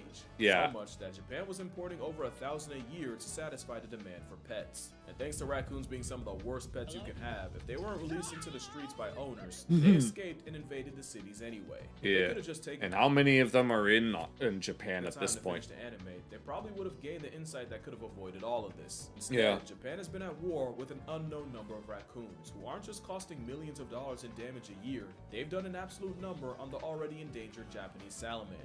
Yes, yes. This is why you don't just introduce foreign species to another place. While also severely outcompeting the very ironic looking raccoon dog. Yes, raccoon dogs aren't raccoons. They are dogs. They are canines. Keep getting away with this. But it's not all good for the raccoon. Habituation can be a problem for them too. As funny Yes. as Over-reliance, among other things. I mean, with the cats and dogs, obviously, we've been with them for long enough. But here, obviously, passing out drunk is not a very good look. And it's probably not good for the gene pool either. a raccoon breaking into a liquor store and getting faded off the moonshine is, there are some unexpected consequences to them eating the same food as us. Like, did you know Yes, we get very portly. raccoons can get diabetes? Diabetes. Researchers looked into the ruins in Ontario, and they found that the city variety had a blood glucose level more than double those in the country. Mom, I'm sorry, I know you don't like me cursing, but I cannot stress how badly you f***ed them over by feeding them. Yeah, don't feed the animals, as they say. Feed me. I won't do anything. Masked up chonk is real cute until you realize they're having the Yeah. same issues with obesity, diabetes, and other health Yeah, it's unfortunate. Just because it looks cute doesn't necessarily mean it's... problems. And remember, Toronto already blew an NBA player's salary trying to stop them. Not to mention Yeah, but we're still alive and kicking. the very real issue that raccoons go the way of baboons, where they not only lose all fear and respect for humans, but start getting violent about it too. Because Yeah. I say it all the time. You could probably finish the phrase for me, but the worst thing an animal can do is what? Lose its fear of humans. 'Cause Right. while the original raccoon might seem far You know, some people would... yeah, it's sugar. It's like insulin, sugar... It's a bunch of things. of extinction, there's another raccoon on the brink that you may not have even heard of. Because there's actually 3 species of Yes, there's 3 of them. raccoon. You got the famous common raccoon, but also the crab-eating or Crab eating, yes. That was the third one I was thinking of. South American, because they don't even eat that much crab. Yeah, South American. Yeah, North American, South But also American, and then the pygmy. Cozumel or Or pygmy raccoon. Cozumel. You remember how I said Nessie's the only U.S. citizen that's authorized to study them? Well, she's seen firsthand what habituation, especially tourism, has Yeah. done to them. Like, while I was sitting home, I'm guessing because of how small they are, you feed them too much of that, all that kind of food. Yeah, it's definitely not going to be good for them. working on this video, she had to deal with a couple Cozumels that died due to habituation, likely due to the malnutrition of eating tourist trash. Yeah, It's sad. no There's shit. only a couple hundred of these walking travel-sized trench coats left, with, other than habitat loss, parasites and disease being some of the main reasons why. Reasons that definitely are not helped by being fed junk by tourists. Yeah, I mean, it's better that we simply find it ourselves. We'll find it ourselves. Life always finds a way. Probably the biggest problem is that most people don't even know they exist. Like, if you look up Mexican raccoon, Google Yes, Mexican raccoon. will probably acknowledge the coati before the Cozumel. And it's getting to the point where if we don't lock in, like, now, the whole Cozumel raccoon community is gonna get canceled. That would Yeah. really suck, because I literally just found out about them last year. So Yeah, I knew that I knew there were 3 different species of raccoon, but I forgot what they were actually called. to make a long story short, raccoons aren't domesticating themselves. And if they are, it's no more than baboons, bears, or foxes. And if Yeah. they are, it'll be many, many, many generations before anyone sees it. And Yeah. honestly, I Not unless you forced it, like what they did with like the Russian fox experiments. don't think the scientists reporting on it were trying to be misleading, because again, it technically could be domestication, but I feel like news outlets saw domestication and kind of ran with it. Yeah. People saw that news and immediately started thinking they'll have raccoons in pet stores. And that's I don't know. The case. And you don't want it to be. I'm not kidding when I say a raccoon as a pet will have you hating the species, your life, and everything about it. Not unless you knew what you were doing. Imagine an adorable but incompetent contractor that does awful work and then demands food after. Yeah. That and they're liable to mangle your cat. Also, it's not good for the raccoons either. I can show you a graveyard full of raccoons that started as pets. And hot take, all exotic pets are bad. Okay, but I feel like opossums as an option are way more chill. Like, who's ever been punked by a possum? And skunks are a low-key sleeper pick. Like, I'm not kidding. Skunks. They might get a video next. But yeah, instead of obsessing over bringing raccoons into our house, we should probably try to save them while they're still out. And that's gonna do it for this video. Shout out to Nessie for helping me with this video while fighting the good fight. She's currently in an undisclosed location in Cozumel. Well, lots of animals bite people, so trying to save the pygmy population. I'm gonna put all her we'll help out. Let's all help the pygmies. Stuff in the description. Also, shout out to Newsflare. A lot of the clips used in this video were licensed through them, so yeah, definitely recommend for finding clips for your projects. Also, I just want to say I'm not an expert in this. Like, don't think of me as a teacher, more like a student sharing his work with the class. If you disagree with me, I have no problem with healthy discourse in my comments. I actively encourage it. Just don't be like weird about it. You know what I mean. Drink water, hug your mother. Stop feeding. Is this on? Hold on, let me. Oh, I know this guy. Please stop feeding raccoons. They don't need the help, and your help's not helping. Tell a friend about Cozumel. They really need the PR. Say what's up to your pops, and I'ma see y'all. That channel that he showed us, Backwoods or something like that. In the next one. Because oh, and I know about this. There was a guy that summoned a whole bunch of them by playing a recorder.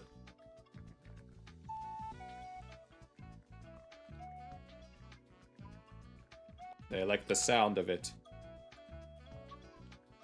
I think that's a recorder. I don't remember.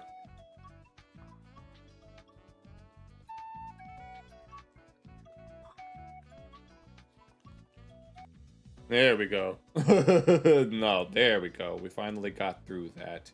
No, and I will definitely be clipping this, and then I know exactly what the title is going to be, and I have a feeling that I'll know what the thumbnail will be. The only one you've seen is Rambly. I don't know who that is, but yeah. You had a cat bite you, and you had a dog bite as well. Well, it depends on the type of bite. Like, there's play biting, when they're just playing. But then there's, like, malicious bites, where it's like, they don't want you messing with them. But, yeah, that was very much informative. I knew, like, a decent amount of that information, but it's good to have both a refresher, such as the other two species that exist, but also some new things. Whether or not they are domesticating themselves, it really just depends. Indigo part, I don't know what that is, but I'm sure. But yeah, Indigo Park. Okay, alright, I don't know what that is, but you could probably say either. You had both of those types, yeah, same here. But yeah, whether or not they are domesticating themselves, it's most certainly a case-by-case basis. I mean, you could force the domestication, but then at that point, is it really domesticating? But make sure you check out Casual Geographic's original video, and yeah, that was a lot of fun. All right, I guess we can move on from here. It is 3:13. Let's see. This next video that I wanted to look at is this one by Julesy. And it was about why Southern China has so many dialects. Oh, it's a horror game? Okay, I see. Yeah, let me look it up, actually, now that I think about it. He said...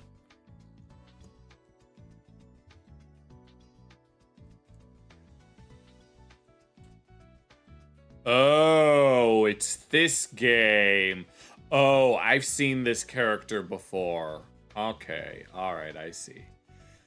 Yes, chapter-based indie mascot horror developed by, yeah. Okay, I see. Alright. Yes, I've seen that before. I just wasn't familiar with the name. But, yes, I wanted to take a look at this Julesy video called Why Southern China Has So Many Dialects and the North So Few. The last time we looked at a Julesy video was a while ago, and it was regarding the impossible Chinese typewriter that was recommended to me by Jackal. I think it was her that made that video. It's been I only chose this because it's a sort of I guess we can call it a filler video because I couldn't really find anything that would have been worth watching. We can always look at, in the spirit of King of the Hill, we can look at some out of context King of the Hill clips, or part of me, we need to look at more out of context clips of shows and stuff. Preferably maybe stuff that I haven't seen before, since I wouldn't know what's going on in those anyway. But I want to make sure you guys check out the original video and channel, and let's go ahead and see how many dialects there are in southern China. If I asked you the question, how many dialects does China have? Quite a lot. I mean, they're not... I mean, when you really stop to think about it, they're not really dialects. Like, there's like Cantonese, and then there's one called Yue. And then obviously the one that most people know about is Mandarin, but in the written form, obviously, they're not going to be very much different. Like, maybe minor differences in the Hanji that they choose, but they can all pretty much read the same thing. But when you actually speak it and pronounce it, between Mandarin and Cantonese, they're actually, like, very different from each other. The same way that German and English are very different, even though they're both Germanic languages. How would you answer? You probably know about Mandarin and Cantonese, and there's probably something different around Shanghai. So, yeah. 3? Nah, in there's fact, lots. there are over 300 different dialects in the Chinese language, depending on how you break them down. Right. This is a map of Yes, these are my avatar is kind of in the way, but yeah. the biggest dialect groups in China. You might have noticed something right off the bat. There's one dialect group that takes up more than 2/3 of the entire country. Right, Mandarin. Mandarin. We see it in the northeastern, central, southwestern, and northwestern parts of China. And here is where things Yes, and there's lots of different dialects down here. start looking like a Well, they're more like separate languages. 1,000-piece jigsaw puzzle. One of the questions I see pop up again and again is, why is the northern and even southwestern parts of China so unified in speaking one dialect, when the southeast of China has so many different dialect groups? There are a few ways to look at this. First, let's look at the geographical difference. Right, because geography plays a huge role in terms of the development of language. Between the north and the south. This Granted, there are other things that play roles, but geography is a really big one. eastern quarter of China is where over 94% of Chinese people live. Right, and then the rest is either desert, mountains, and obviously Tibet is right there. But why do such an overwhelming majority of Chinese people live in this area? If we look at an extreme topographical map, I think it'll be clear to see right away. Yeah. The right side of the country. Yes, like here, where the Indian plate tectonic meets the Eurasian one, and just the sheer size of the Himalayan, the Tibetan plateau, and just how high up in elevation that it is. You fell in love with Rambly immediate from how much of a lovable dumbass he is. I read one of the synopsises, and apparently he's an AI. It looks slightly more habitable. Yes, you could tell, like, there's a lot of high elevation, and this is mostly flat plains. As you can see from the map, the northern region is mostly treeless, Yeah. consisting of plains and plateaus. There is a big river called the Yellow River that Yeah, the Yellow River is a major part of ancient Chinese civilization. I mean, rivers tend to be the birthplaces of many civilizations, like Indus Valley, Mesopotamia, Egypt. I mean, there are exceptions to this, like Greece doesn't necessarily have a river. Rome doesn't. Rome did have rivers, and other places do. And even the Mississippi River had a small, not quite as, like, the Mississippi River had a civilization that wasn't quite as advanced as, say, like China or the Middle East, but it was still pretty substantial. But unfortunately, some ecological factors made it fall apart. the Western Highlands eastward into the Yellow Sea. It's called the Yellow River because it starts in a dry and dusty highland called Huangtu Gaoyuan, Huangtu Gaoyuan, the lowest plateau. which literally means yellow dirt highland. Yeah, the Chinese language tends to be very direct in terms of how it identifies things. The downstream part of the river, a much more habitable environment, is the ancestral birthplace of Chinese people. Yes. Called the Central Plains, Namely the Han or people. Zhongyuan. Zhongyuan.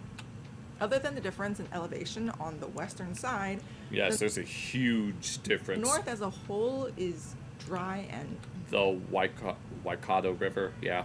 flat. I'm trying to remember what the longest river in Asia is. I'm pretty sure it's the Indus River. Like, I know the longest river in Africa is the Nile.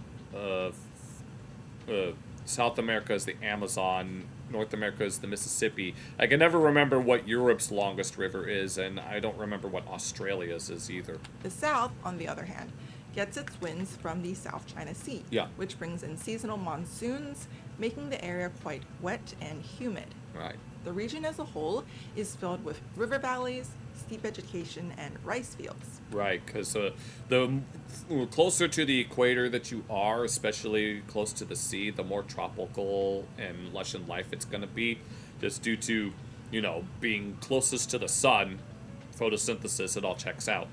The frequent hills and valleys of the south, interspersed by waterways, creates a unique topography that drastically contrasts the flat, dry topography Right. of the north. Believe it or not, these Of course, what I just said is an oversimplification of how like rainforests and jungles actually work. That's just the basics. climate and topographical differences have led to huge differences in how people spoke within the last 2,000 years. There is an old saying from the Tang era, 南船北马, Nanchan Beima. or travel the south by boat, travel the north on horseback. Yeah, that Remember, makes sense. The north is dry and flat, which makes it easy for traversion on horseback. Right. Due to this, there was much more freedom of movement, and people could easily travel to other areas within this dry and flat region, allowing for the language to spread. How long is the Mississippi? I don't know. I don't keep track of that stuff. I just know that the Mississippi's the longest. This created more linguistic cohesion in the area. In the Yes, south, a that makes region with sense. high terraced rice fields and dense vegetation. Yeah, and then there are lots of smaller mountains and hills, allowing the people to be more isolated and thus being able to, develop more languages. Horses stood no chance. Boats were the best bet for transportation, but they were usually used for cargo and less convenient for personal transportation. Can you imagine having to captain a boat every time you wanted to go get some groceries? Well, welcome to southern China. Due to this, many people in the south simply stay put in their own little farming villages rather than frequently traversing to neighboring villages even. We can see that the greater transportation barriers led to greater differences in speech. Yes, it's mostly due to isolation. For example, Guangzhou is the capital and commercial center of Guangdong province and Guangdong. also serves surrounding provinces. Lying directly upstream of Guangzhou on the Xi River, Wuzhou is a city located in Guangxi province, about 269 kilometers away. Yeah. In contrast, a city much closer to Guangdong, Taishan, is 129 Taishan? kilometers away, but several rivers have to be crossed to get there. Okay, I see. So I'm guessing it's easier to get to Wuzhou than it is to get to Taishan. Despite being over twice as far from Guangzhou as Taishan, Wuzhou's speech is actually much closer to Guangzhou's. Guangzhou Cantonese speakers infamously The Murray River. All have right. difficulty understanding Taishan speakers, whereas they usually report no problems with the Wuzhou dialect. Oh, apparently the distance doesn't matter. It's the traversability. I know that within Germany, you could be in one city that has one particular accent, but then as soon as you go to the next city, there's suddenly a completely different one. Like the U.S. also kind of has that, because you got the Valley Girl accent, and then you got really heavy Southern accents like that of Boomhauer, and then you got all the various New England type accents like Peter Griffin has. Yeah, my khakis. I lost my khakis and I can't find my khakis and my khakis. The impact of geography on language diversification extends far beyond China. Papua New Guinea, home to Yeah, Papua New Guinea has a lot of languages on it. over 800 languages, sits just north of Australia in the southwestern Pacific. Its rugged mountains, swamps, and dense forests created natural barriers that isolated communities, allowing hundreds of mutually unintelligible languages. Yeah, and a lot of them, they're all, we tend to refer to them as the Papuan languages, but that's really just an umbrella term for the languages of New Guinea. Yeah, a lot of languages like that are just not related to each other. Like, also within Africa, you have the Khoisan languages that are all loosely connected by their use of click consonants. Like, and actually, that last one wasn't a click consonant, but is Xhosa. The Xhosa is technically a Bantu language that adopted clicks from the Khoisan, but the Khoisan languages aren't really related to each other. To emerge. However, is this geographical/topographical effect the only reason explaining southeastern China's wildly different language landscape? The differences in speech can also be explained by a bigger underlying reason. Yeah. But to do that, we have to go back about 2,200 years. Right, we have to go all the way back. Back to the Qin dynasty. The Qin dynasty. Like I mentioned earlier, the Chinese people mainly lived in the north. Yes, that's where the Han people come from, in the Central Plains area. But in addition to there was an archaeological culture that existed here, but there was also another distinct one that existed along this river as well, and they're both quintessentially quote-unquote Chinese, but they were also very distinct from each other, at least in terms of their material culture. The basin of the Yellow River. Yeah, and the southern river, I think that's the Yangtze River. There's another river below this area called the Yangtze in English and Changjiang in Chinese. Changjiang. Yeah. Changjiang means long river. Long. Oh, I get it. No, you can tell it's longer if you were to stretch those out. And it lives up to its name. It's the third largest river in the world at 6,300 kilometers or 3,917 miles long. Believe it or not, I actually memorized this when I was in high school quiz bowl. Let's go, quiz bowl. I was a real nerd. I was a nerd too. I still am a nerd. Otherwise, I wouldn't have this raccoon avatar. South of the Yangtze River, there were inhabitants. But at that time, these people were mostly not Han Chinese. Yeah. They consisted of many different groups of people, which the Chinese collectively... I think some of them may have been among the Hmong people. ...called Bai Yue. Bai Yue. It's hard to determine exactly what languages they spoke, but linguists believe... Right, because we don't have too many written records of that thing. Like, we know that Chinese script originates from what are referred to as oracle bones, or at least the oracle bones are what we have as the oldest written source for Chinese characters. And so called because they were used for... I think they were used for divination. I don't remember the exact purpose of the oracle bones, but you can tell by their name that they were used for sacred purposes. But there are a number of oracle bone characters that aren't deciphered. Only a handful of them comprise the ancestors of Chinese characters as we know them now. A lot of them are unknown to us. They included a mix of Tai Kadai. Yes, Tai Kadai includes people from Thailand. I think Laotian people are also of this. Hmong Mien. Hmong Mien is a relatively... It's its own language family that doesn't really have its own, like, country, because something that can happen is that minority languages could be, like, widespread across multiple different countries. Like, the Kurdish people of the Middle East are notorious for this. They are a people without a country. There are millions of them that exist in the Middle East that have their own language, but they don't really have their own country because it would semi-ironically destabilize the Middle East more than it already is. The only place that they actually have their own autonomy is that within their autonomous zone in Iraq. And Austroasiatic languages. This includes, I think, Vietnamese and Cambodian, among others. I might be mistaken on some of these identities, though. 221 BC, Qin Shi Huang, or the first emperor of the Qin dynasty, for which China presumably gets its Latin name from, conquered this entire southern area and ordered up to 500,000 soldiers, convicts, and farmers to settle in the region and secure the borders. Imagine having to send convicts just to secure everything. At this time... Sounds like Australia. Australia was sort of a prison colony. The South was essentially a frontier for China. Right. It was a place with abundant resources, and it was easy to integrate, a highly economical choice.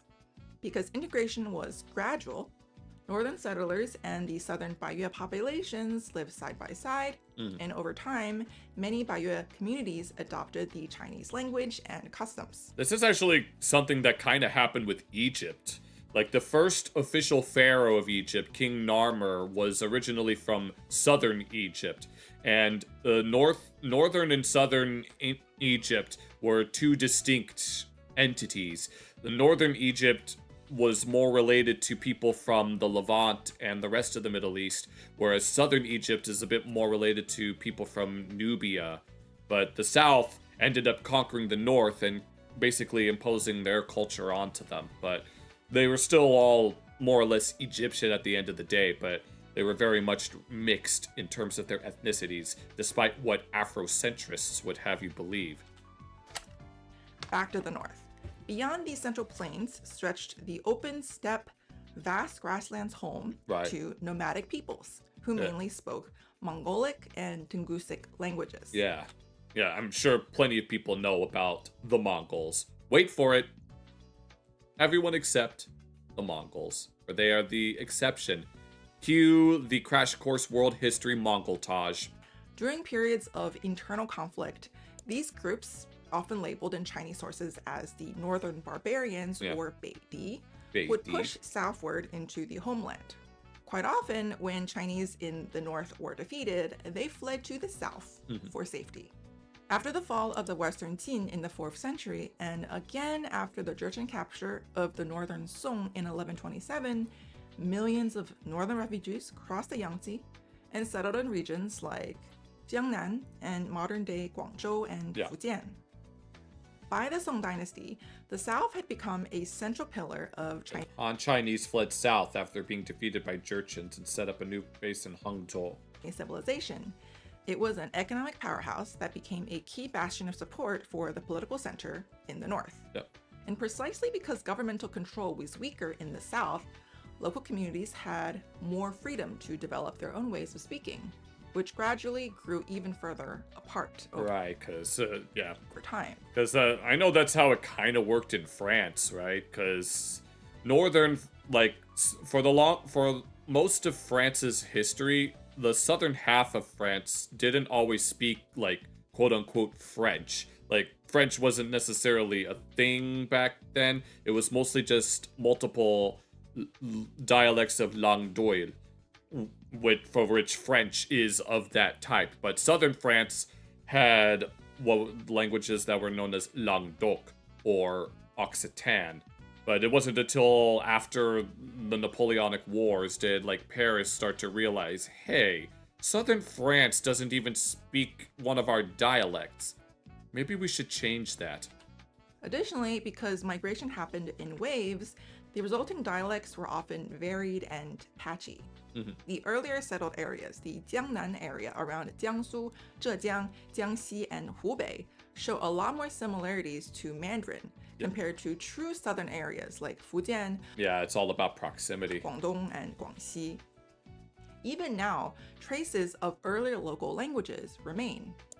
Dialects south of the Yangtze generally have more tones. Oh yeah, right, because I know that Mandarin Chinese has 4 tones, I think, but apparently there are some that have upwards of 13, which would not surprise me at all. With tonal complexity increasing the more south you go, a feature some linguists attribute to influence from highly tonal Baiyue and Tai languages. Similar influence may also be seen in the final stop consonants PTK, preserved in the deep south varieties like like Cantonese. Okay, yeah, because my avatar's in the way if you need a little bit of a reference. And Hakka.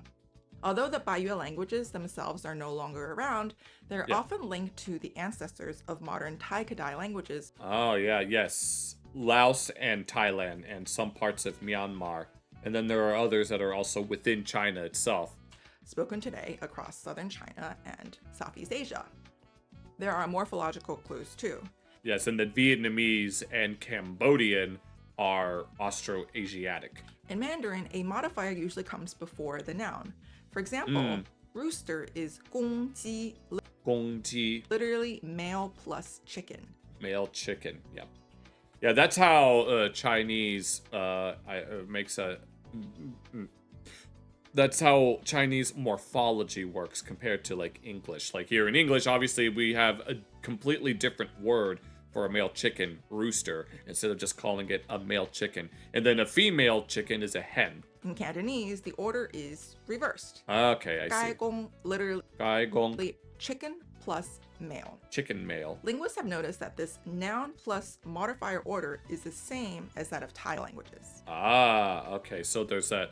Like, within linguistics, when it comes to, like, oftentimes a language that existed before a new one comes in usually influences it, and we call that a substrate. And then there are others where a foreign language will influence a local language, but the local one is still being used. That's a superstrate.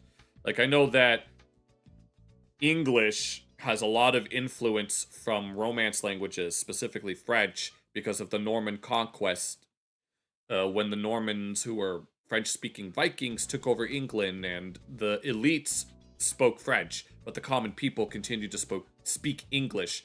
But over time, more and more Romance vocabulary entered English, and even when it comes to like grammar and stuff, languages influence each other all the time. Whenever multiple languages that may or may not be related to each other share a lot of common features, we call that a Sprachbund.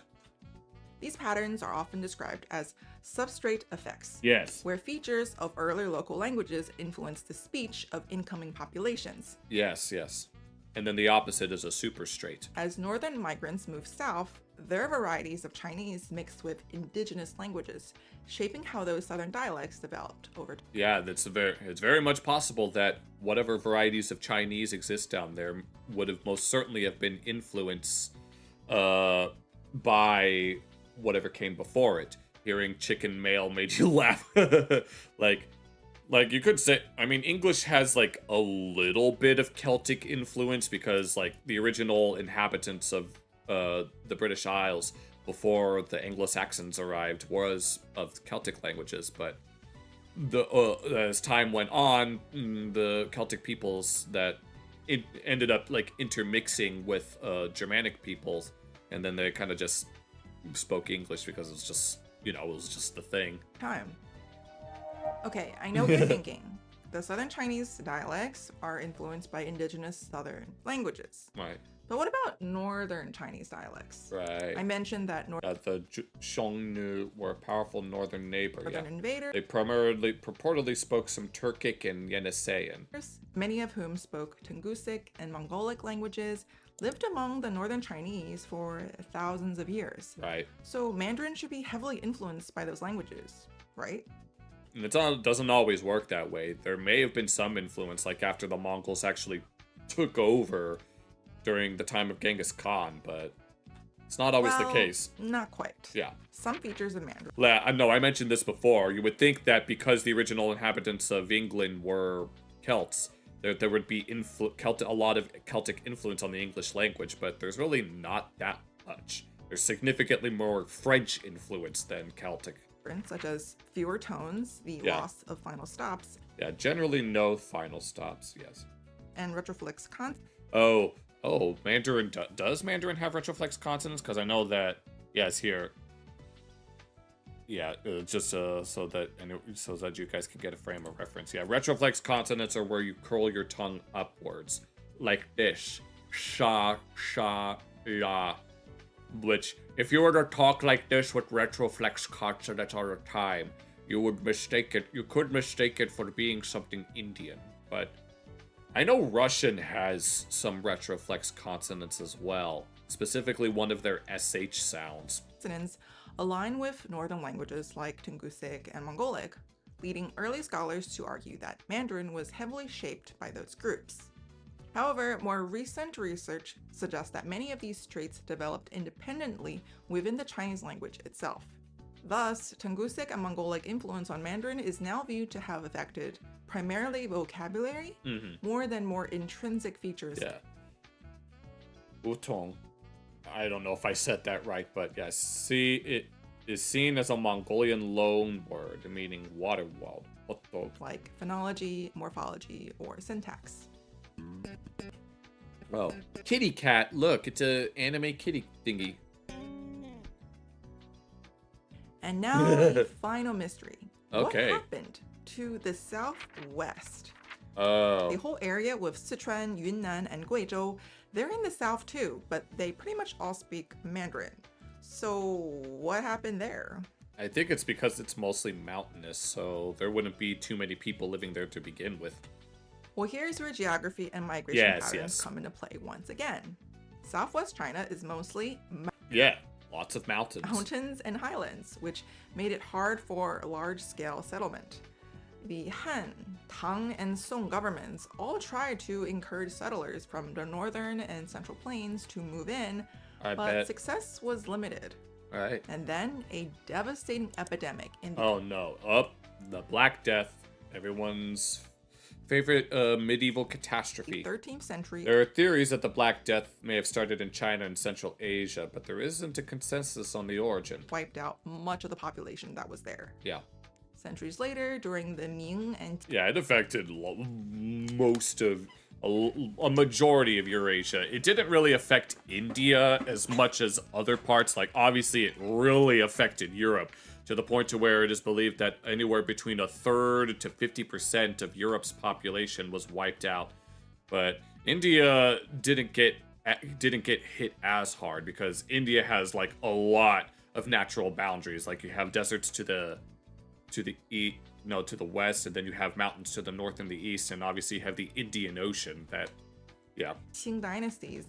Northern migrants were finally resettled into these highlands, bringing the Mandarin dialects with them.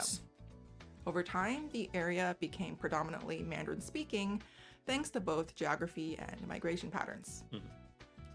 Lastly, some of you might be wondering, many of these so-called Chinese dialects aren't mutually intelligible. Right, so you could argue that they're technically separate languages. You could do the same thing with like different dialects of a lot of other languages. Like Arabic is notorious for this. Like a person from Morocco is not going to understand someone from Iraq unless they're speaking standard. And even like in places like Germany and Italy, their quote-unquote dialects are also mutually unintelligible. But then you have the exact opposite of this with former Yugoslavia, where even though the languages, quote-unquote, there all sound almost exactly the same, maybe a few words of difference, they're all mutually intelligible, but they still say that they're all separate languages. And so it leads to the idea that a language is really just a dialect with the military. Sometimes people in neighboring villages can barely understand each other. Yeah. I mean, you also get the same thing in English, too. So why am I calling them dialects instead of languages? It's mostly just for me, it's kind of like a personal preference. I would prefer to call them languages if they're, like, mutually unintelligible. But obviously, I mentioned earlier, in the written form, they're almost exactly the same. So even if you can't even understand what they're saying, when it comes to what you're writing, it's basically the same. Well, mutual intelligibility is just one factor in determining. Right. For example, Norwegian and Danish speakers often can understand each other. Yes. But those are still considered separate languages. Yeah, 'cause, mutual intelligibility isn't everything, but, it usually depends on the level. Another factor is a standardized official writing system, one that's recognized and widely used. And having a standardized writing system is what kept China linguistically unified for thousands of years, even as spoken dialects started to vary greatly. And many people feel that the varieties of speech are as disparate as the different Romance languages in Europe. So you'll find people who call them different languages instead of dialects. But in actuality, both dialect and language are not quite accurate descriptions. Yeah, it's a spectrum. It's a continuum. Like, I know that within Germany, there's a dialect continuum that exists between central Germany and the Netherlands, known as the Franconian dialects.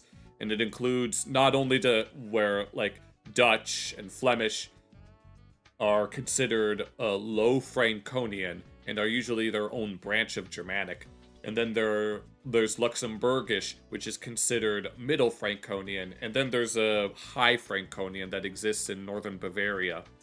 As the Chinese phrase for these different varieties is called fangyan, Fangyan. literally place, language. Language place, yeah.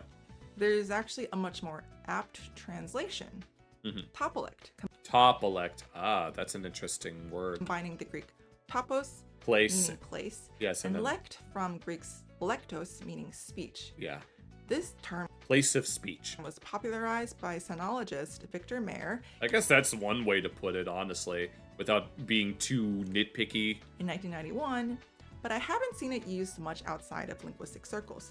So maybe Maybe we should popularize it. No, if a language is a dialect with a navy, then a topolect is just itself.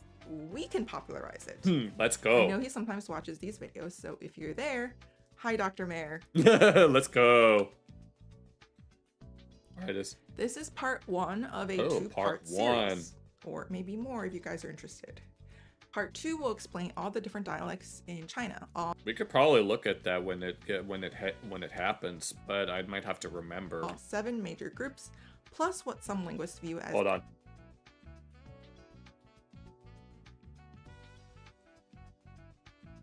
Sorry, had to sneeze. 3 additional separate groups, looking at the phonological, morphological, and syntactic characteristics of each.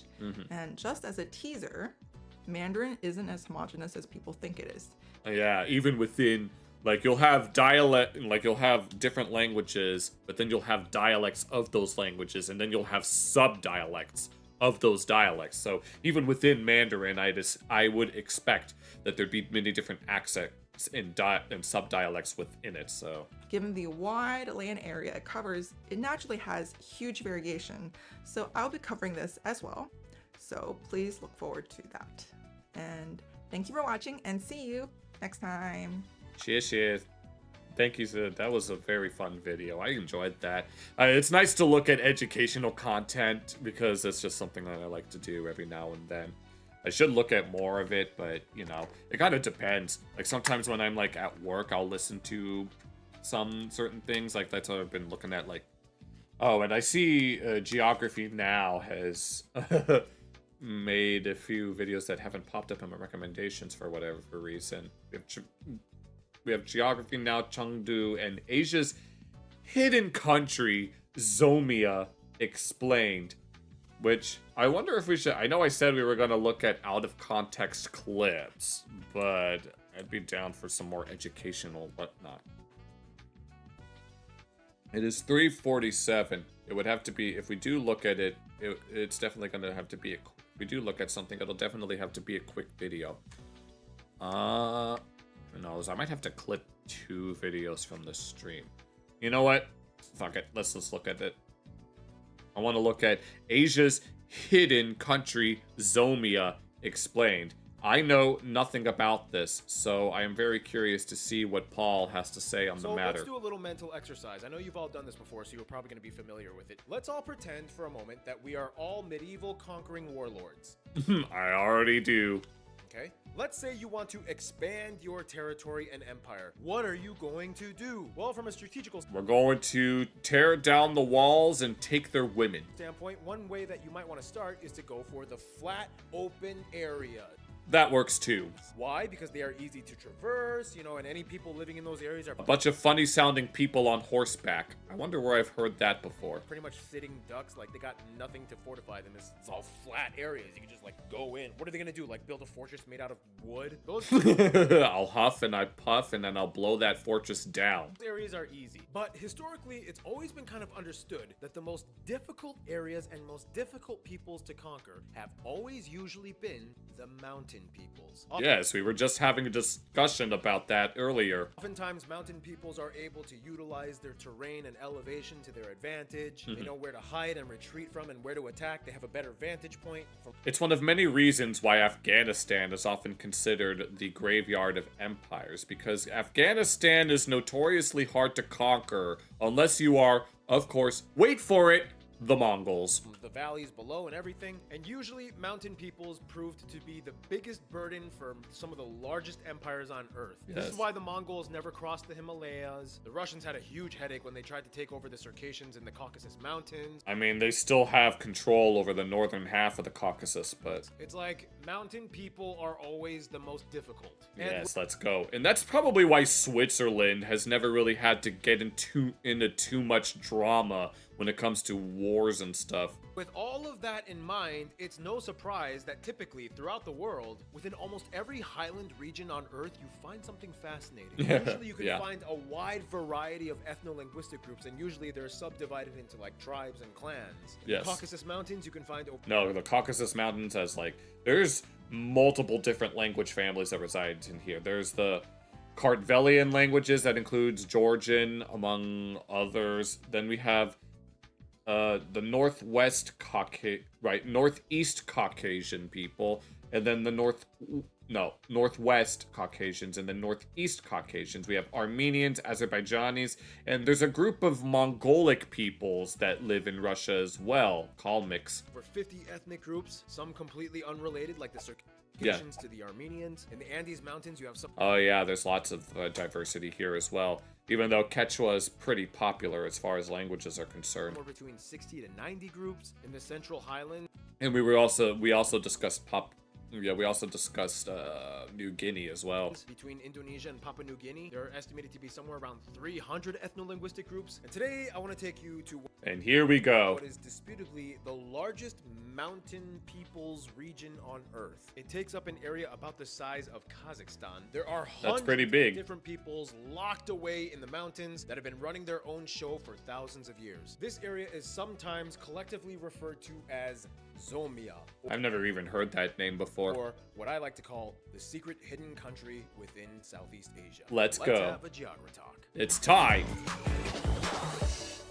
Yeah, as an amateur linguist, I know quite a bit about the language families that exist there. I mean, not enough to really make any definitive statements, but just enough to give a general overview. Hey everybody, I'm your host Barbs, and oh my goodness gracious. It's not selling out if it's your brand. On a stick, One day I will sell Bizcoon plushies, and they will be very, very cute and cuddly. Do I have here? It is a Geography Now mug, of which it's fourth you can get at geographynow.com. Check out the website. We got a lot of cool merch. We got hoodies. We got drawstring bags. These mugs can be used for anything liquid, or you don't even have to put liquid in it. You could you could just put it up on display. Put your mom's gakdugi in it. Yeah, gakdugi. Who cares? And as I always say, it is not selling out if it's your brand.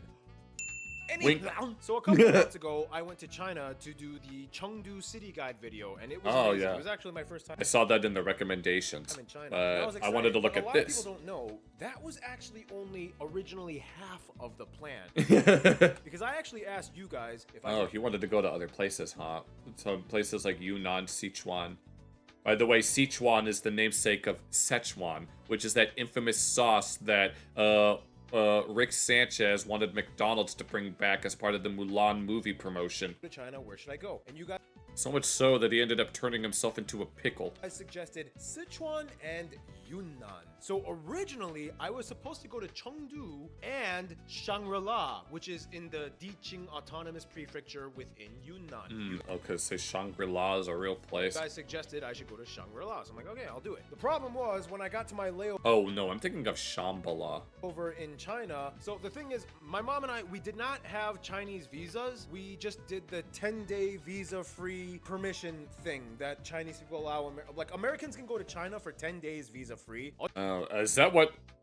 Actually, I'll save that for another time. All you have to do is, like, show the hotel that you're staying at, and then you can go there for 10 days visa-free. So I did that. But then they informed me, oh, you're staying in Shangri-La? You can't fly there. If you don't have a Chinese visa, you can't fly to an autonomous prefecture. I didn't... So there's... Oh, right. Because when it comes to autonomous communities and autonomous polities, they... By their very nature, they tend to have their own laws that are distinct from whatever the country usually is. I mean, like, I know that Russia has a whole bunch of autonomous republics that usually have their own, like, they have their own laws that are distinct from the central government. Like, I know that the states of the US function in a similar manner. Each state has its own level of autonomy. Like, most states have their own constitutions, and they're able to make their own laws that are distinct from the federal government. And it's one of those things that allows weed is illegal across the whole country, but each state is allowed to have their own laws. But you can't really take weed across state lines because that's federal jurisdiction.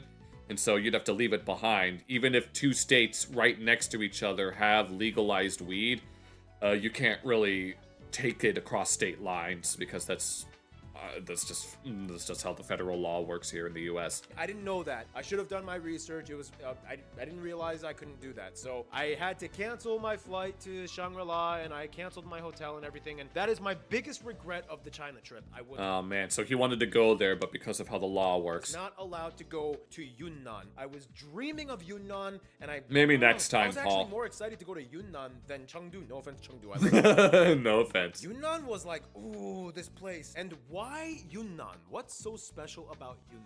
Well, that's because out of everywhere in China, Yunnan really stands out. Why? Yep. Because China has 56 recognized ethnic groups within their country. Yeah. And out of all I didn't know there were comics in China as well. all 56 of these recognized ethnic groups, almost half of them, 25 of them, are found within Yunnan. That reminds me of how 25% of all animal species are beetles. Yunnan is the most ethnically diverse region in all of China. And that type of stuff fascinates me. You know, the whole demographical aspect. Yeah, this kind of thing, there's there's something oddly satisfying.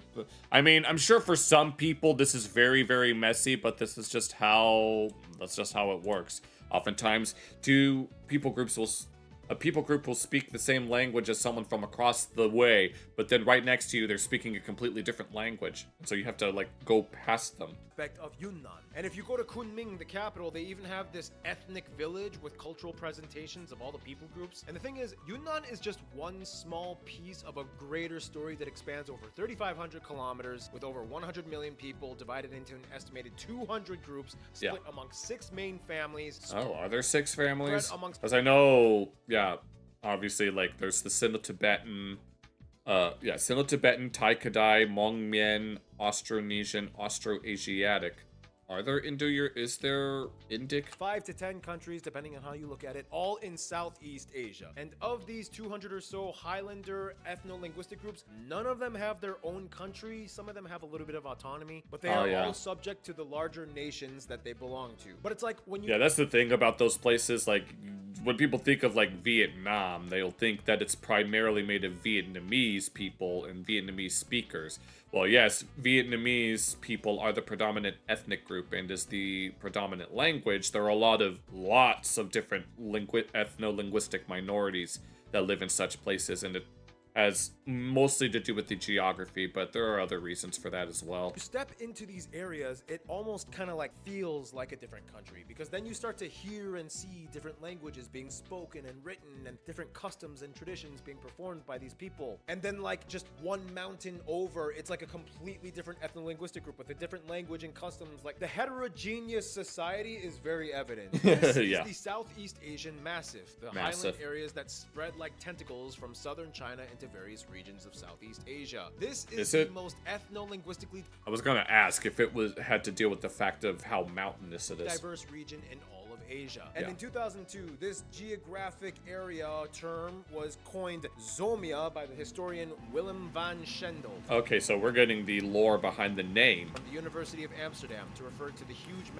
mass of mainland Southeast Asia that has historically been beyond the control of governments based on the population centers of lowlands. Makes sense. sense. It off of the word Zomi. Okay, it's a word that means Highlanders. That's sort of what Macedonia means to a certain extent. Means Highlanders in several Tibeto-Burman languages in the area. And this contemporarily titled Zomia region has over 100 million people that are, as mentioned, divided into 6 main family ethno-linguistic groups. They are the Austroasiatic. Yes, Austroasiatic. That obviously includes large parts of Laos, Vietnam, Cambodia, some parts of Malaysia, and they even exist within India as well. The Hmong-Mien.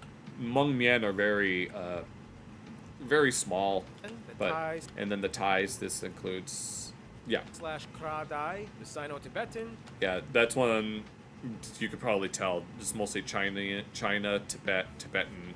It also includes Burmese as well. Burmese is closely related to Tibetan. The Indo-Aryan and the Austronesian. Yeah. Now, because of the Sino-Tibetan connection, some people say that the Tibetan Plateau is also part of Zomia, but there's no set clear boundary, but for the sake of this video... I mean, Tibet is pretty homogenous in terms of the people. I mean, knowing the way that the CCP treats Tibet, it's not as homogenous as it used to be. I'm just going to kind of mostly focus on the Southeast Asian highlands because that's kind of where the largest concentration is centered. So with all that done and said, who are the Zomians? Well, obviously, as we mentioned before, there is no singular type of Zomian. Right, it's a whole bunch of different people that are all loosely connected. Split up between different languages and people groups and customs or whatever. Yeah, the same thing applies with like Papuan peoples and Khoisan peoples.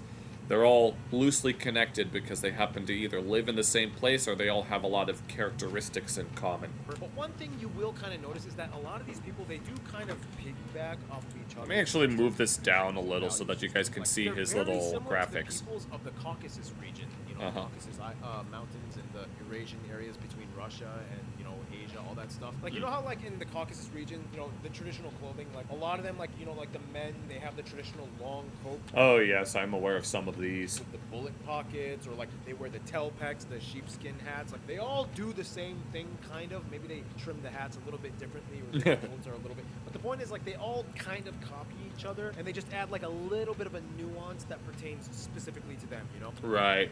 That's what that typically happens when it comes to cultures that are related to each other. I know that's the case with lots of Turkic peoples as well. That's kind of how it is in this Zomia region with these hill peoples.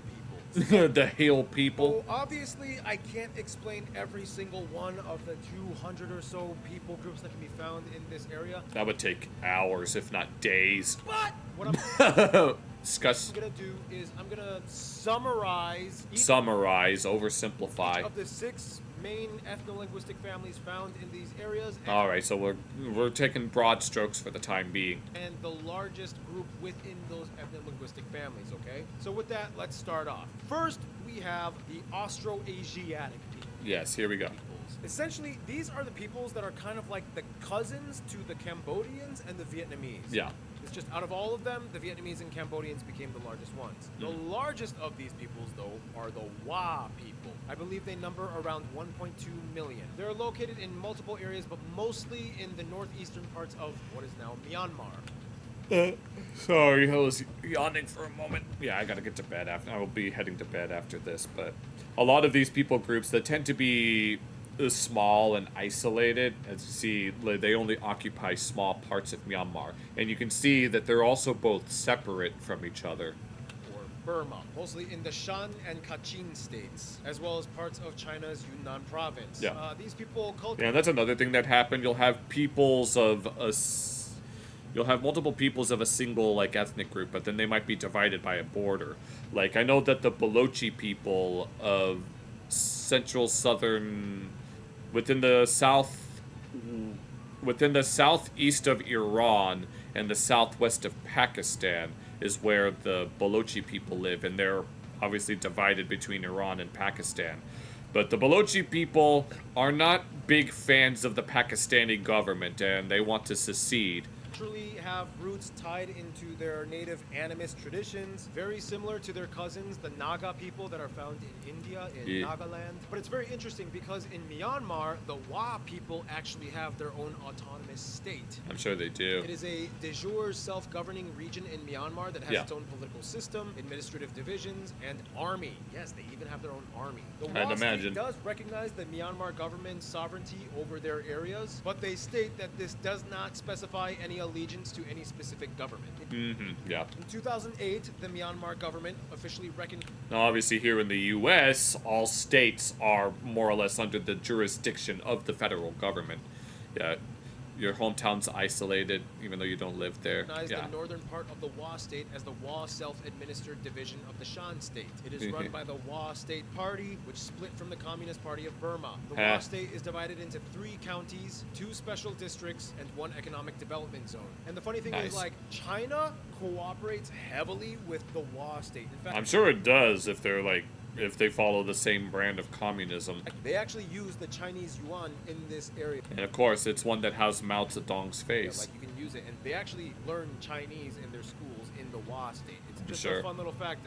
The women in the Hua state, they have this unique dance where they whip their hair around a lot. They whip their hair back and forth. You'll see it a lot in photos when you look up Hua peoples. Like Yeah. hair dance. So that Up in the East Coast, yeah. that's the Austroasiatic peoples. Next up, Okay. the The Hmong-Mien people. This is the smallest language family in the area. Mien peoples, mostly found in what is now the northern areas of Laos and Vietnam, a little bit of South China. Now, this is a very interesting people group because they're kind of like an isolate. They're Oh yeah, my mom knows about the Hmong people, which I think she met a Hmong person once before. I think either at a nail salon or somewhere else, and the lady that she was talking to was surprised that my mom knew she was Hmong. not related to any of the major ethno-linguistic groups in Asia. They kind of stand alone as themselves. They don't have any other... Yeah, they're not related to other people groups, at least in terms of linguistics. Genetics and linguistics do go hand in hand a lot, but they're not exactly one for one. Cousins. They just stick by themselves. First off, the Hmong people, they're kind of well known internationally because they make up one of the largest diaspora groups throughout all of the Southeast Asian peoples, Right. especially the hill peoples of this Zomia region. Just a little personal connotation. After wars, Yeah, we stayed in a motel up and we had a glowworm cave. Ooh. times like the Korean War and the Vietnam War, there were multiple waves of like refugee migrations to I'm the sure. Midwestern area of the United States. And Yeah. actually, my family is from one of those, from Korea after the Korean War. My family, that's how we ended up in the USA. Right. And so in one of these migration waves were the Hmong people after the Vietnam War, and a lot of them came to Minnesota and Michigan. And you can see a lot of signs Oh, and some of them are in the Hmong language. written in the Hmong language, and the Hmong people have like 3 ways of writing. Oh yeah, Latinized, Pahao, and Nikang. Their languages, it's crazy. They have like 3 separate alphabets. One of them is even in Latin. If you guys watch the movie Gran Torino with Clint Eastwood, it's Oh, I know what Gran Torino is. I've seen Gran Torino games before. he was interacting with the Hmong people. You see a lot Neat. of Hmong culture in that movie. It's really cool. I love that movie. But yeah, I'd culturally imagine. speaking, they have a lot of roots based off Yeah, I don't know if I've ever met any Hmong people. I just know that my mom has. off of their traditional animist/shamanistic ways. The Hmong people are kind of split between 18 patrilineal clans, and they take their clanship very seriously. I'm Like, sure they do. When Hmong people meet each other, they always ask, like, what clan are you?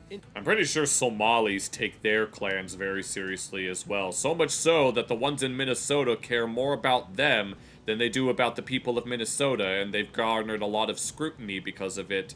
Not to mention the daycare fraud. Intricately embroidered story cloths. This is how they preserve their culture and mythology, and these cloths usually tell which clan that the Hmong person is from. Mhm. A lot of times they might use the mouth organ, especially at celebrations and Oh, dude, like a jaw harp almost. Funeral. I don't know if that functions like a jaw harp. Oh, and Hmong food. Oh, I've tried it one time and I'm like, this is insane. Hmong sausage. They're famous for their sausages. Like Hmong sausages are they're like a little bit of a sweetness to it, but Yeah. it's like heavy and hearty. No, he's all about food when it comes to whenever he goes visits different countries. He's always eager to try out the food. Just be careful when you go to Iran and you eat like Iranian street food. You might get complications.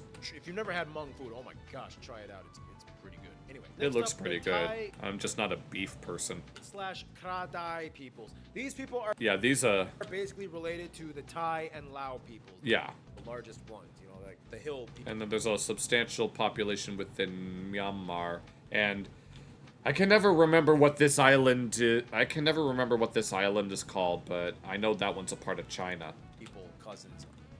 There's an alternative name for this language family that is Kra-Dai, but Of them. You know what I still prefer to call it Thai Kadai because that's just what I'm used to. I mean? Okay, yeah. The largest of the Thai / Kra-Dai peoples that are not Thai or Lao would Just stomach complicated, because like when it comes to street food, it doesn't exactly have the highest sanitation, and that can lead to, getting a little sick.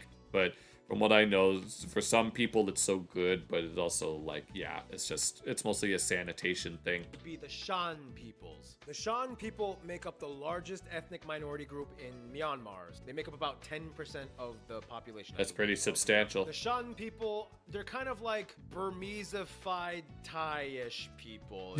Yeah, like that actually reminds me of like, what was it? Like whenever the one culture influences another, yeah, stomach aches and stomach aches basically.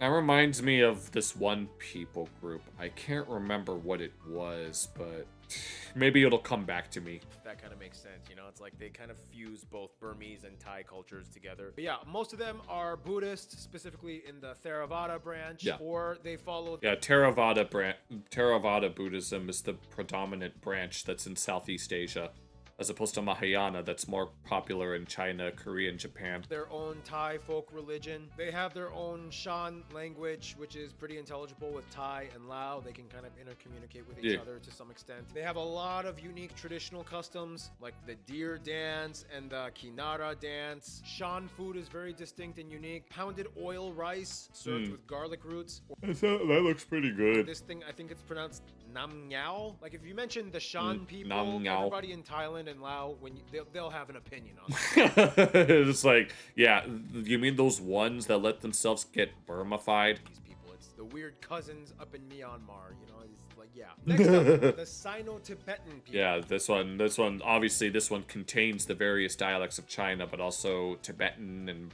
Burmese. Now, these people are the distant cousins of, as the name implies, the Tibetans and to some extent the Burmese people. Very, very distant, the Chinese. Yeah, they're very, No, Tibetan, Sino-Tibetan, Burmese. They're all really far distant cousins from each other, but yeah, you get the Yeah, but they've had like thousands of years to develop, so anyway, they're already very different from each other. And it's like the relationship between Chinese and Tibetan is basically analogous between English and Russian. English and Russian are both Indo-European languages, but they are very, very different from each other. And the same thing applies between like Mandarin and Tibetan. There are many, many subgroups within the Sino-Tibetan peoples of the Zomia Hill Yeah, I can't stand vomiting. peoples, but the largest one is the Karen people. Not to be confused with the Karen people. Those are different. Oh, I didn't know this culture had that neck elongating thing as well. It's not Karen, it's Karen. I'm calling it Karen. Karen peoples are found mostly in The Karen people, because I want to speak to your manager. the highlands, split between Myanmar and Thailand, and they themselves are split amongst many clans and sub-clans. The most famous one you've probably seen pictures of are the Kayan, or the Red Karen peoples. You know, the women with the long coils around their necks that elongate and stretch their necks. It's supposed to be attractive to the men. Those people. Those are the ones, the Karen peoples. And then I know there are like some parts of Africa where the women will like put those quote-unquote plates in their lips. And you also have a bunch of others. That Looney Tunes has made a few jokes about more than once. Sino-Tibetan groups. And that was back when Looney Tunes was a bit out there in terms of its humor. Like the Lahu, they're famous for having over 40 different dance styles, and they use the gourd a lot as a totem for many customs. And the Lahu people love using chilies in their food. They have some of the spiciest foods. Oh yeah, no chill. People have died over spice trades, so I'd imagine that it'd be pretty good. Granted, I can't really handle spicy foods, which makes me a traitor to half my people, but you know. Ka peoples, they're famous for having the Aka entrances to their villages. Probably. It's really cool. It's like a... Do you mean the ethnic group or an entitled person? Carved wooden gate adorned with elaborate carvings on both sides depicting imageries of men and women. These are known as the spirit gates to Aka villages. Nice. Sino-Tibetan groups. Next up, the Indo... Okay, and then we have... Aryan groups. Now, there's a lot of Indo-Aryan peoples. I mean... Yeah, the languages of the northern half of India. India is... Well, the northern... It's more like 2/3, but you get the idea. Like 75% Indo-Aryan. But in this Zomia region specifically, there's really only one major Indo-Aryan group in the highland areas. And entitled... I met quite a few entitled people. Let's just leave it at that. Of what is considered Zomia. Although, arguably, I myself could be considered entitled. You just have to believe in yourself. The Assamese people, or the furthest western parts, pretty much bordering what is now India and northern Bangladesh, all that stuff. Assamese people are very unique, but first of all, in their culture, you see it's a lot more Indosphere influence. Right, yeah, you could tell they have that. They definitely have that Indian flair to them here. They are. I could tell just by looking at, even here, the beards and stuff, you can tell that they're quintessentially Indian, quote unquote. Are the cousins of their, further western Indo-Aryan peoples in India. They have a lot of symbols for their identity. For example, this thing, I think it's pronounced horai. It's a metal bell, and a lot of people will have the gamosa, which is an honorary cloth customly used for headgear. You'll see a lot of people wearing it. They have a ton of festivals. It doesn't surprise me. Too many to list. They have their own traditional plays and musical performances with their own Assamese style instruments. Very heavy on wood craftsmanship. That's impressive boat. Especially with boats. This right here is called the Assamese pleasure boat. I wonder why they call it that. The pleasure boat. And it's crazy because Assamese people, these people are the crossroads, the absolute crossroad between the Indo-Aryan world and the Southeast Asian world, and they are hill people. So it's they over time took elements of all the people groups that were migrating and passing through this area, but they also developed their own distinct, unique customs as well. And it's pretty cool. I mean, Assamese people. Awesome. Assamese. And then Austronesian, which, by the way, fun fact, the people of Madagascar speak a language that is related to all of these, because a lot of them, they originated in Taiwan primarily. Austronesian people used to live on mainland China until they ended up just moving to Taiwan. But then, for whatever reason, a large group of them decided that they wanted to explore the Pacific Ocean, and so they basically became the Maori people of New Zealand, where you live, Brett, are Austronesian. And then they also managed to make their way to Madagascar, where to this day the primary language of Madagascar, Malagasy, is of relation to all of these languages, and even to Hawaiian. Austronesians. These people are distantly related to other Austronesian groups, like the Malays and the Indonesians. If you want to go a little further, maybe the Filipinos and even the Madagascan peoples. Yeah, the people of Madagascar are primarily mixed between people that came from Africa, and obviously, these are the potential paths of migration from 5,000 years ago. 5,000 years of Austronesian history right here. Yeah, the Austronesian family is really big, but in Zomia, it's actually pretty. For whatever reason, they decided that they just needed to explore the seas. Small. So much so that it's actually the smallest ethno-linguistic group within the Zomia Hill peoples region. And they're almost exclusively located only in southern Vietnam. Yeah, you're not a Maori, but you're European, and Cambodia. Now, there are a few Austronesian groups, but the largest and most notable one would be the Cham peoples. The Cham are famous for being the descendants of the Champa Kingdom. This was the kingdom that Vietnam fought relentlessly and conquered, which is how they were able to extend their territory down south to the Mekong Delta. Basically, the southern parts of Vietnam used to be Cham land. Okay, so it was after whatever this war was, that eventually a lot of people assimilated more into Vietnamese culture. Kind of. And today you can still see tons of ancient Champa sites like this one right here. Mi Sun. Cham peoples have their own writing system, which looks kind of like, I think it kind of looks like melting hearts. These look like hearts. Perfect for Valentine. Perfect for the Valentine stream. And it was descended from the ancient Cham writing system, which is the oldest known attestation of an Austronesian language. Ooh, neat. And yeah, it's just interesting because when you think of Austronesian peoples, you mostly think of the big ones, like insular regions, like Indonesia or Indonesia, Malaysia, Philippines, most of the Pacific islands, or Philippines, or even Madagascar. But in the Southeast Asian peninsula, there are some Austronesians living in the middle of the hills. Isn't that kind of interesting? That's kind of cool, right? So yeah, there you go. Yeah, this is among many reasons why historical linguistics and language families fascinate me. And when I found out that the Malagasy language of Madagascar was related to Indonesian and Hawaiian and Tagalog and Maori, I was like, really. And so it really makes you wonder why exactly they decided to go so far as Africa in their travels.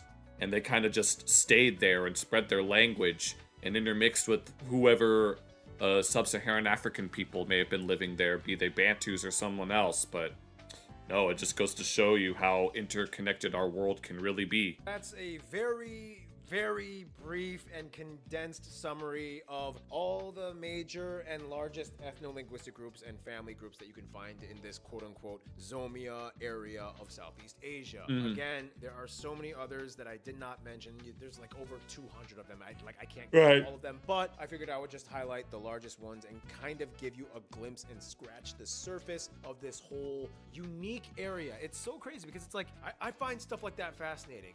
It's crazy. There's no real pattern. They're all just like peppered. They're all just kind of there, sprinkled amongst each other, and they all just kind of stick to their ways, and they have their own kind of autonomous lifestyle found in these larger countries, just hidden and locked away in these mountain regions. Isn't the world crazy like that? Isn't the world crazy how it's beautiful?